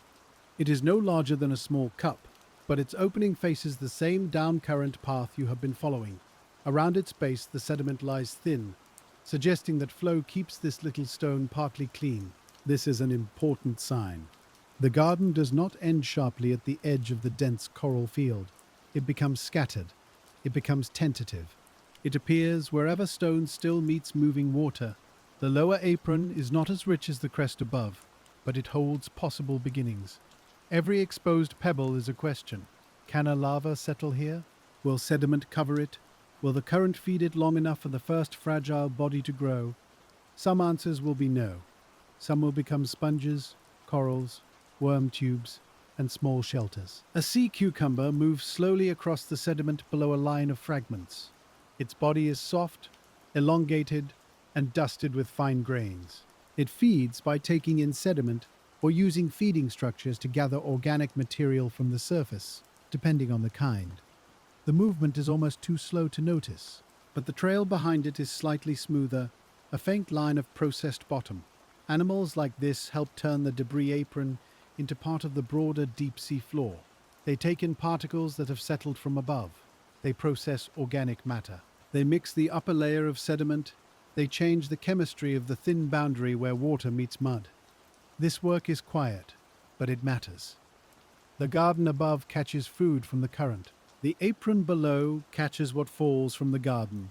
The sea cucumber, worms, brittle stars, and microbes continue the transformation.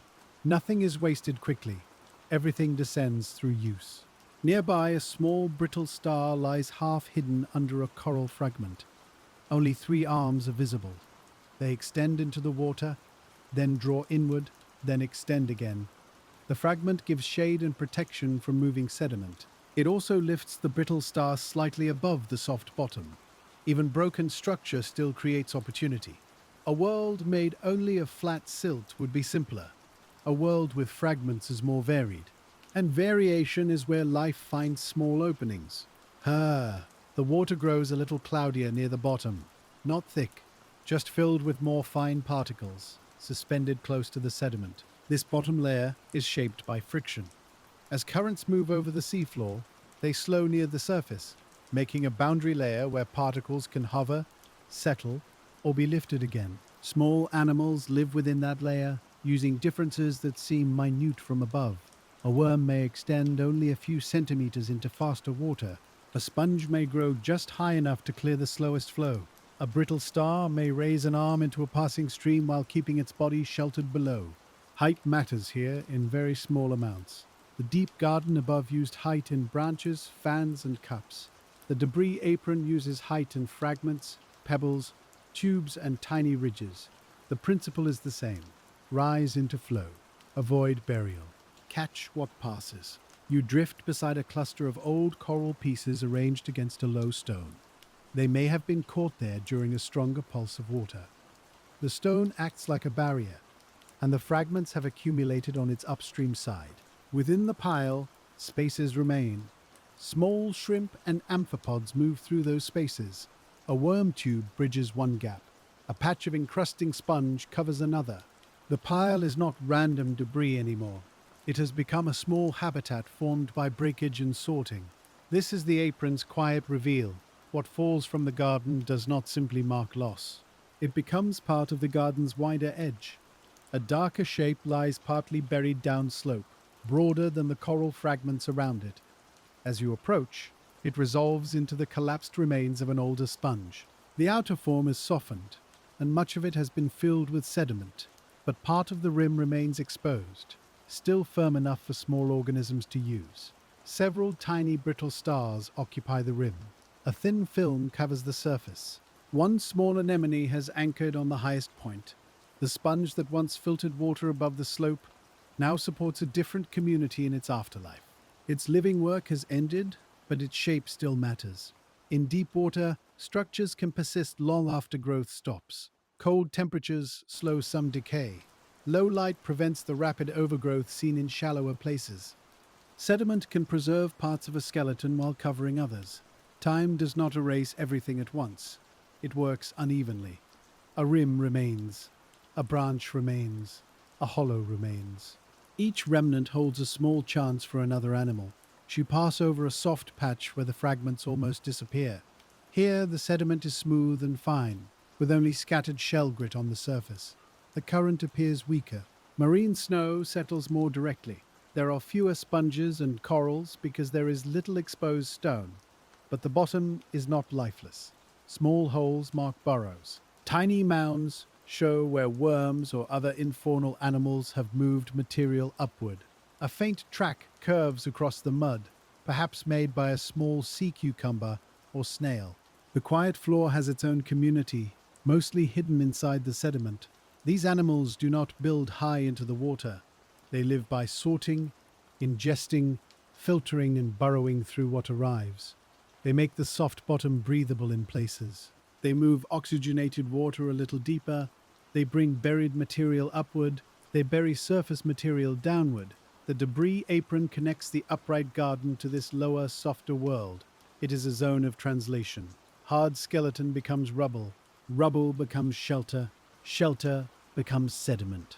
Sediment becomes food and home for animals that live mostly unseen.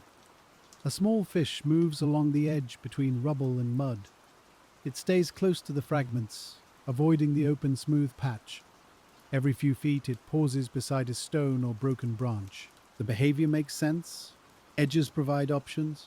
A fish can feed over the soft bottom, then return to structure. It can use fragments as reference points in dim water. It can shelter where the current has made a small lee. The border between hard and soft ground is often more useful than either habitat alone. The apron is full of such borders. Each one is narrow. Each one matters. The slope continues downward, but less steeply now. The main garden is above and behind, hidden by distance and the angle of the bank. You can still sense it through what lies around you. A coral chip here, a sponge rim there, a cluster of worm tubes on an old branch. The living crest has become a record spread across the lower slope. This record is not neat like pages in order. It is mixed by currents, gravity, and time. Older fragments can lie beside younger ones. Fresh breaks can rest on sediment that has been accumulating for centuries. A new sponge can grow on a piece of coral older than the sponge's lineage in that place by many generations. The apron refuses a simple timeline. It holds many moments together. That is why moving slowly here feels important. If you rush, it looks like rubble. If you linger, it becomes history. A small patch of younger growth appears on a cluster of stones slightly raised above the surrounding sediment. Several white sponges stand there, low but healthy, with openings turned toward the flow. A few tiny coral recruits cling to the highest edges. Anemones occupy the sides. The patch is not part of the main garden, yet it repeats the same pattern in miniature. Hard surface, gentle lift, moving food, enough height to avoid burial. The seamount is trying the garden again, not with intention but through the repetition of conditions. Where conditions return, life returns in forms that recognize them. This is the unfinished quality of the lower slope. The small patch sits apart from the richer crest, like a quiet experiment held in dim water. Its sponges are young enough that their shapes still feel simple, but their placement is exact. Each one rises from the cleanest side of a stone, where the current keeps sediment moving. A coral recruit beside them is no larger than a fingernail, yet it already faces the flow. That tiny colony may never become large if the next season covers the stone with silt, or it may persist, adding a little height each year until other animals recognize its shelter. This is how the lower slope keeps possibility alive, even after the main garden thins above. You drift past the patch slowly, following the faint trail of fragments that continues down slope. The rubble is less continuous now, separated by wider fields of pale sediment. Pieces of coral lie farther apart, and the sponges become lower, smaller, more scattered. The current still moves, but it no longer feels lifted by sharp ledges and exposed shoulders. It slides more broadly over the bottom, spreading its energy across a gentler surface. Marine snow falls through it in loose, wavering paths, sometimes sinking, sometimes drifting sideways. The seamount is beginning to release its hold on the water. Above, the bank gathered flow into narrow streams, ledges, and feeding corridors. Here, the flow relaxes and the landscape opens into a slower kind of record. A broken coral branch rests beside a shell fragment, both half dusted by fine grey sediment. A small worm has built a tube against the branch, using its curve as support. The tube is made from grains and fragments bound with secreted material into a narrow home. From its opening, two delicate feeding appendages extend, then fold back with a passing pulse. The old coral gives the worm height, and the worm gives the old coral a second life. Nothing announces this exchange, but it changes the seafloor in a small and lasting way. A few inches away, a brittle star lies beneath another fragment, using the shade beneath it. Its arms reach out across the sediment, tasting the water, then drawing back slowly. The animal does not need a living coral above it to use the coral's shape. It only needs a gap, a hard edge, and enough current to bring food within reach. That is the quiet consequence of the debris apron. The garden continues to make habitat even after pieces fall away from the living crest. You descend a little farther and the rubble becomes more weathered. Fresh pale breaks give way to darker surfaces, softened by films and fine encrusting growth. Some fragments have been bored by tiny organisms, leaving pinholes and shallow grooves behind. Others are almost hidden, visible only as curved ridges under the sediment. The apron is being taken apart grain by grain, but not with force. It is being softened by microbes, grazers, burrowers, and the long patience of water. A small sea cucumber moves across one of these older pieces, its body folded against the bottom. It pauses with part of its body lifted, gathering a fine layer from the surface. Then it moves again, leaving a faintly cleaner path where the sediment has been processed. This slow feeding turns fallen material into part of the deeper floor. Organic matter that began as sunlight far above becomes tissue, waste, sediment, and tissue again. The pathway is not straight, and it is not quick. It loops through many bodies, each one taking what it can use and passing on the rest. You can see this looping in the uneven surface of the apron. A sponge fragment becomes shelter for amphipods. A coral skeleton becomes a base for worm tubes. A shell chip becomes a grain in a burrow wall. A clump of marine snow becomes food, then waste, then bacterial growth on another particle. The lower slope is full of these small conversions.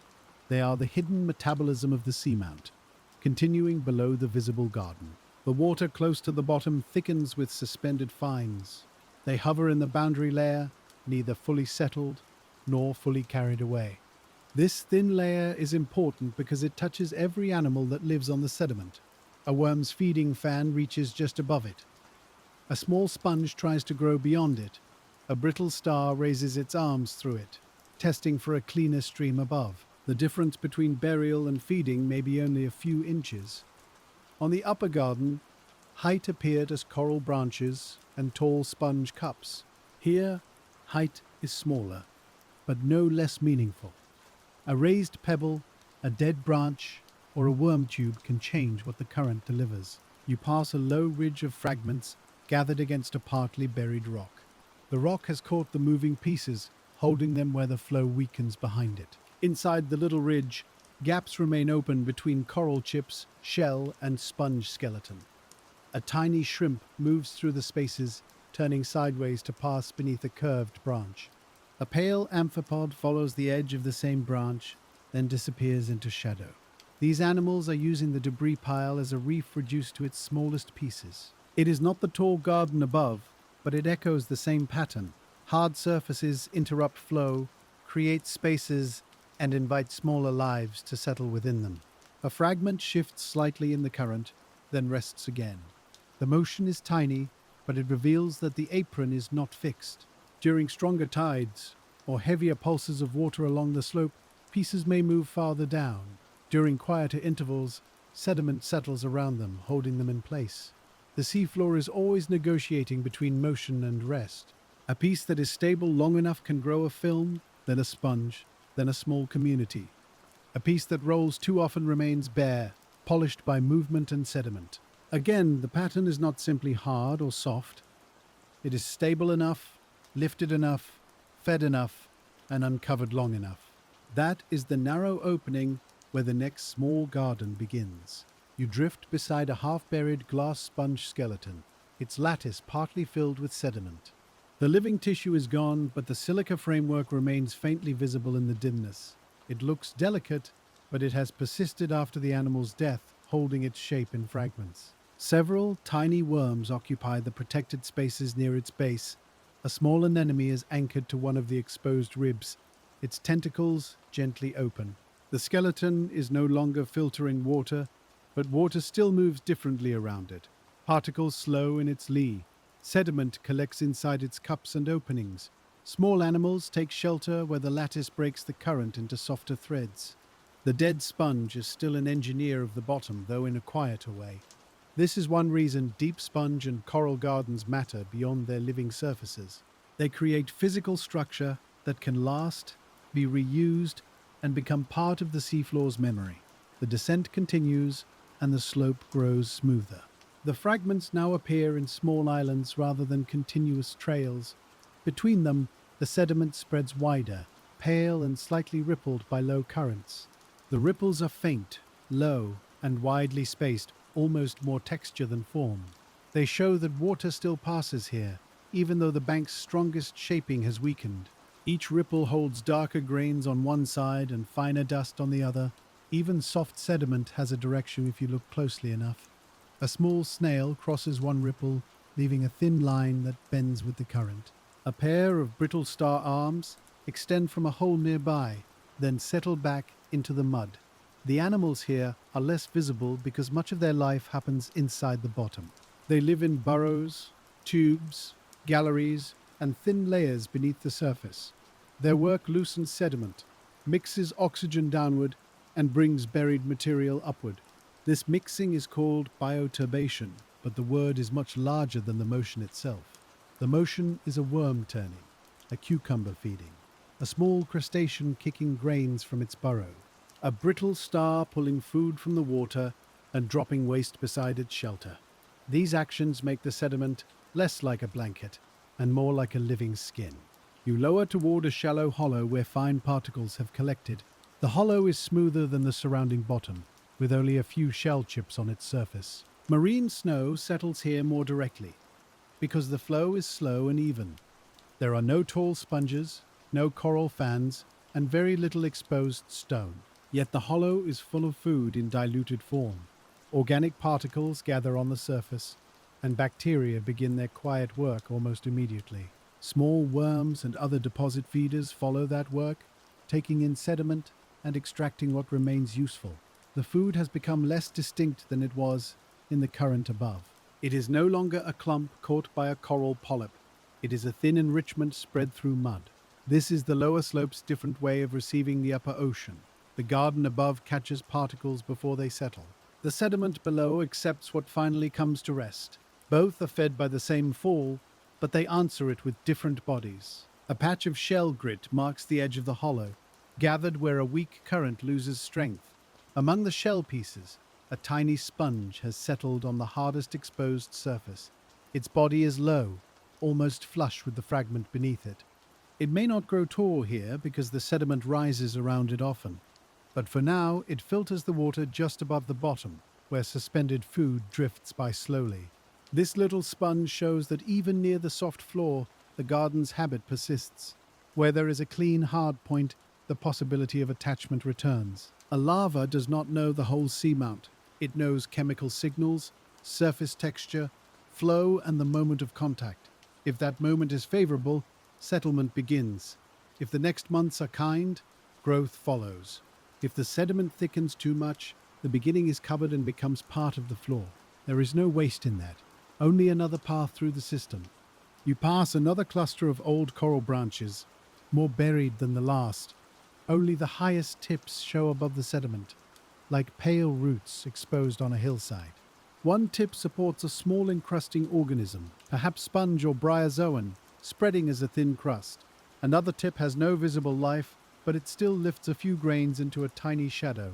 The lower parts are hidden, and their mineral skeletons are slowly entering the sediment record. Far in the future, if this floor was sampled, pieces like these might reveal the former garden above.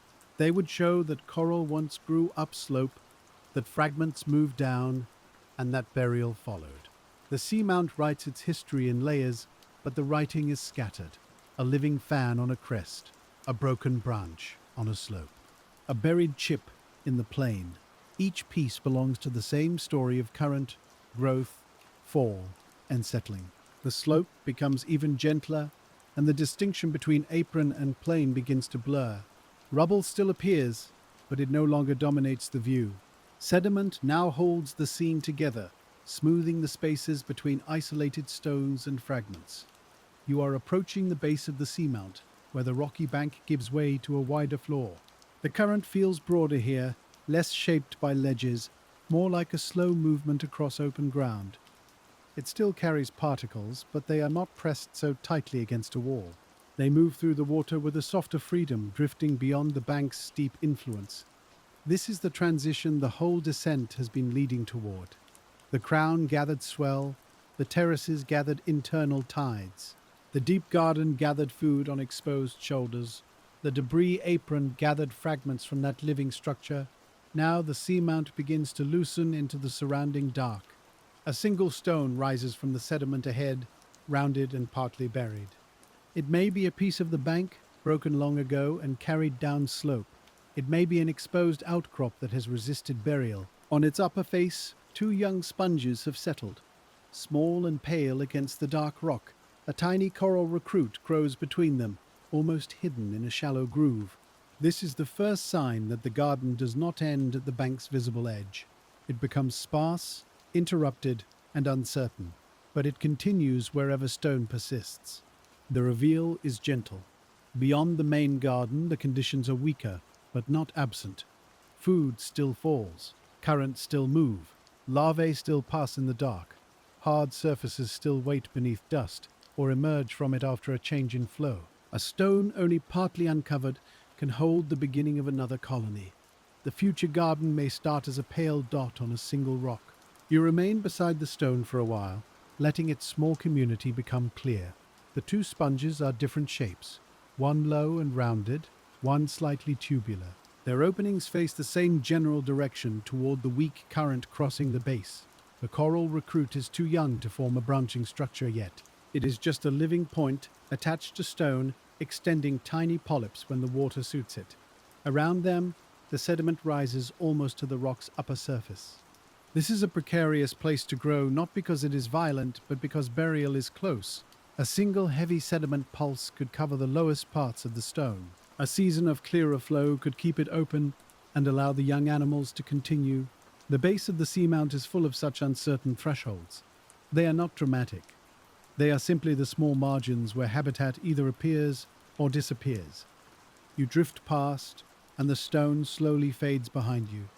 The bottom ahead is broader, darker, and quieter. Fine sediment stretches outward in low, soft undulations, interrupted by scattered fragments.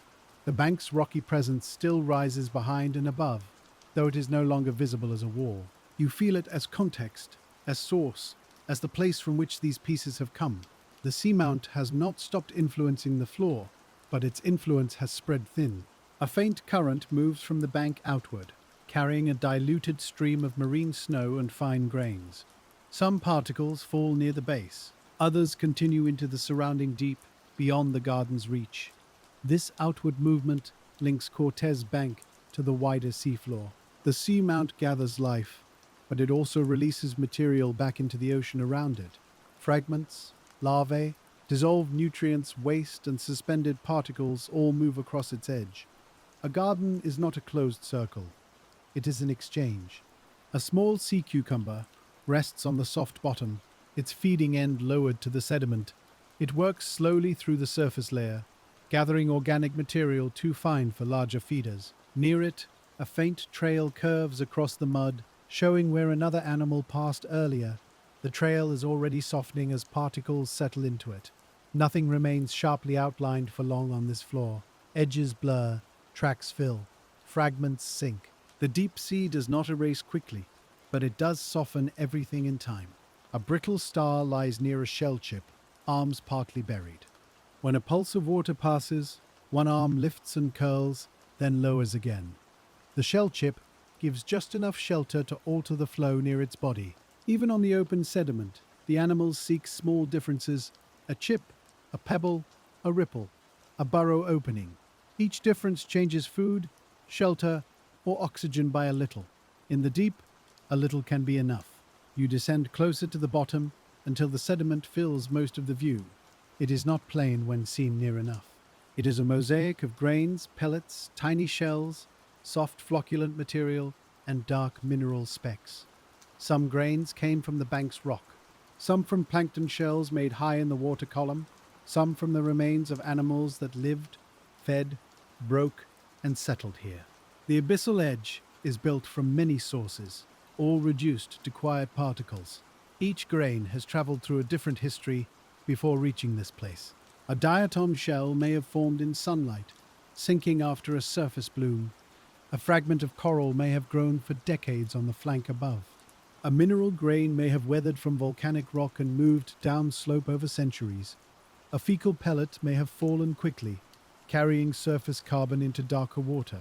Together they make the soft floor at the base of Cortez Seamount. The sediment is not empty dust. It is the ocean's long memory, ground fine and laid down slowly. A half-buried coral branch protrudes from the mud like a pale handle. Only one side remains exposed, and that side is coated with a thin living film. A small worm tube has been built along its curve, following the raised surface. The tube's opening faces slightly upward, away from the sediment's slow creep.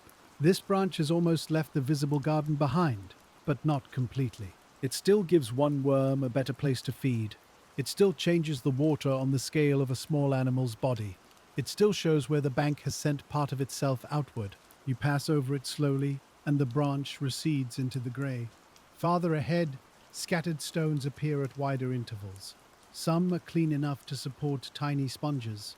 Others are buried too deeply, showing only rounded crowns with no visible growth. The difference may come from current exposure, sediment supply, or the stone's height above the floor. A stone that rises slightly may remain open for years. A stone lower by only a small amount may be swallowed by silt. This is the base edge pattern, repeated quietly across the dark. Life appears where the hard surface breaks through. It fades where the soft bottom closes over it. A small cluster of young sponges on one stone suggests recent settlement. Their bodies are pale and unscarred, with simple openings and little sediment on their surfaces. Perhaps larvae arrived during a period when the current flowed cleanly across this patch. Perhaps a stronger pulse cleared the stone, exposing fresh surface at just the right time. Perhaps chemical cues from nearby microbial films helped the larvae choose this place. Whatever the cause, the result is visible. The unfinished garden has reached out onto the plain in scattered, fragile points. You watch the sponges for several breaths, and the current carries fine particles past them. Some particles enter the sponge bodies through tiny pores. Others strike the stone and settle in a thin crescent on the lee side. The sponges are small, but already they are changing the micro-landscape. They filter water. They create shade. They slow particles behind them. If they grow, the crescent of sediment may deepen, and more animals may use the shelter. If they die, their bodies may leave structure, food, or simply another patch of enriched sediment. Either way, the stone is no longer just stone. It has entered the seamount's living cycle. The current carries you beyond that small stone, and the seamount's base opens wide around you. The bottom no longer leads your eye in one direction because the slope has almost become a plain. Behind you, unseen in the dark, the higher garden is still filtering, feeding, sheltering, and growing. Ahead, the sediment spreads outward, quiet and pale, receiving whatever the bank releases. This is the abyssal edge of Cortez Seamount, not the deepest ocean, but the place where the mountain stops rising. It feels less like an ending than a soft loosening, as if the rocky bank has exhaled into open space. The water here moves more slowly, but it still carries messages from above. A fine strand of marine snow drifts past your shoulder, then lowers toward the sediment in a wavering line.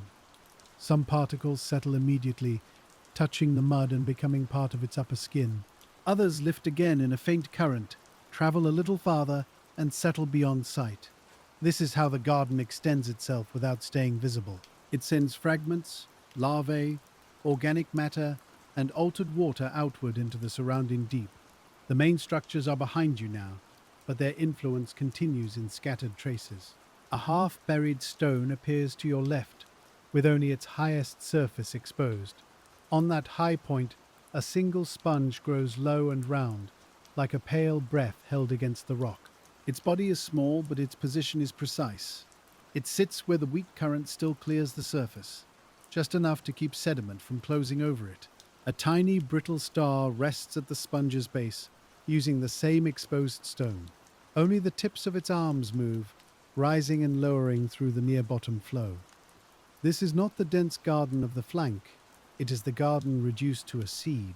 Hardness, food, height, and time have met here in miniature. The reveal is quiet, but important. Even beyond the rich coral and sponge fields, Cortez Bank keeps offering small chances for settlement. A lava drifting through this darkness does not need a whole reef to begin. It needs one clean edge, it needs one steady current, it needs enough time before the next layer of sediment falls. You drift lower until the seafloor is close enough to show its fine detail.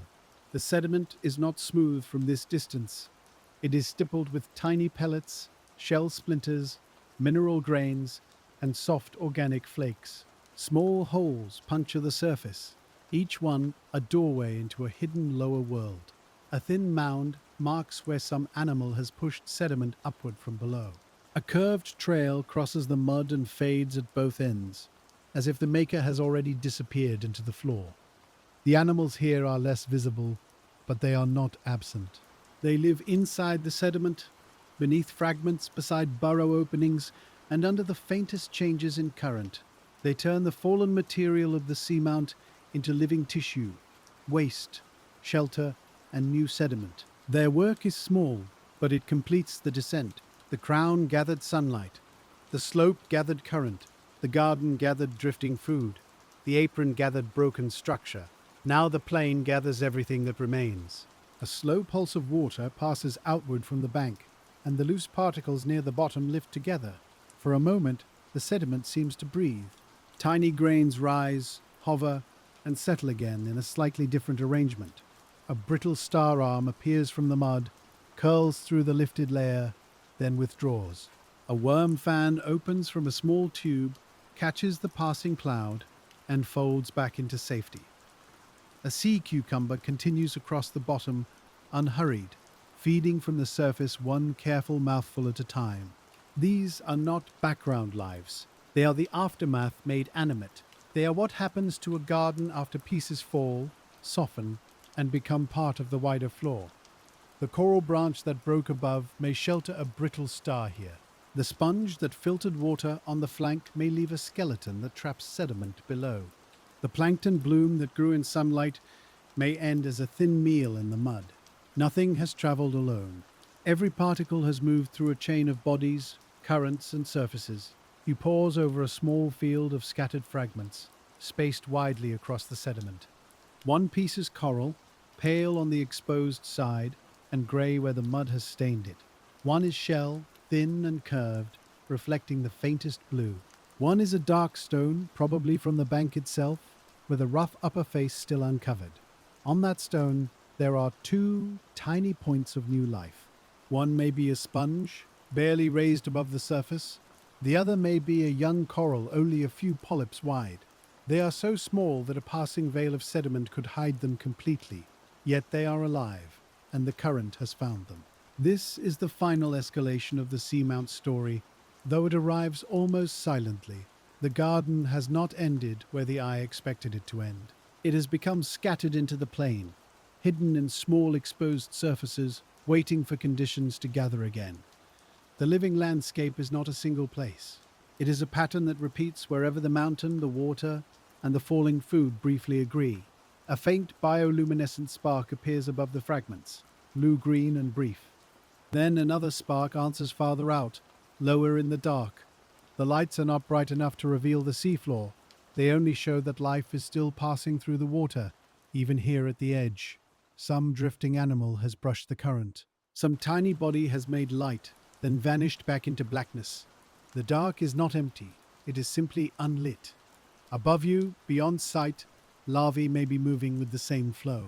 Some may belong to sponges, corals, worms, anemones, or animals that will never touch this bottom. They drift without knowing the shape of the seamount beneath them. They are carried by internal tides, seasonal currents, eddies, and the soft breathing of the Pacific. Most will not settle here.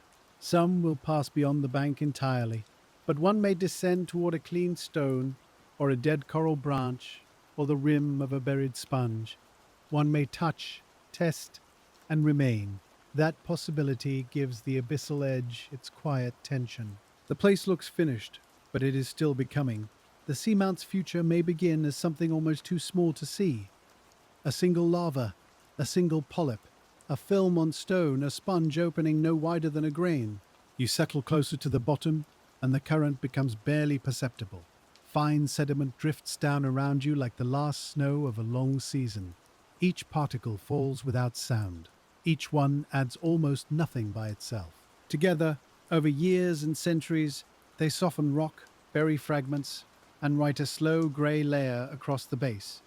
The garden above is vertical, lifted into the current. This floor is horizontal, accepting what comes down. Both are forms of patience. Both are built from small acts repeated beyond counting. The rocky bank behind you has changed meaning through the descent. At the crown, it was a hidden summit beneath moving blue water.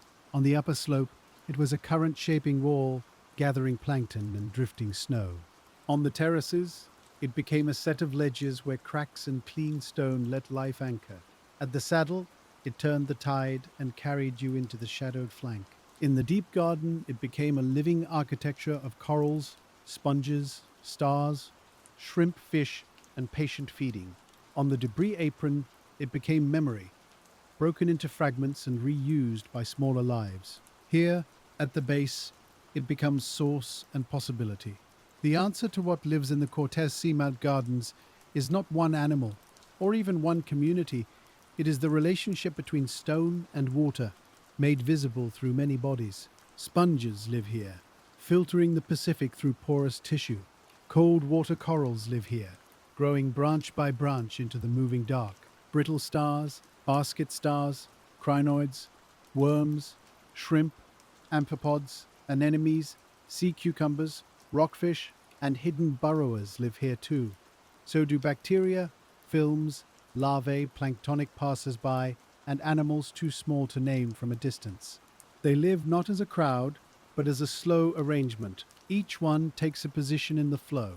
Each one changes the place slightly for the next. The seamount gathers them because it rises, interrupts, lifts, shelters, exposes, and releases. It is a mountain, but it is also a filter, a wall, a garden bed, a nursery, a graveyard, and a beginning. A final current pulse moves along the bottom, weaker than those above, but still enough to stir the nearest particles. The small sponge on the exposed stone receives it, the brittle star lifts one arm, the worm fan opens again. For a few moments, the abyssal edge becomes visibly connected to the unseen heights above. Then the pulse passes. The particles settle. The arm lowers, the fan withdraws. The sponge remains open, doing its work without sound. The darkness grows steady again.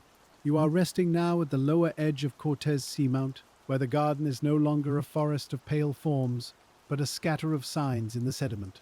A stone with young sponges, a buried coral branch, a worm tube on a fragment, a shell chip beside a faint track, a sea cucumber turning the surface layer, a blue spark passing once, then gone.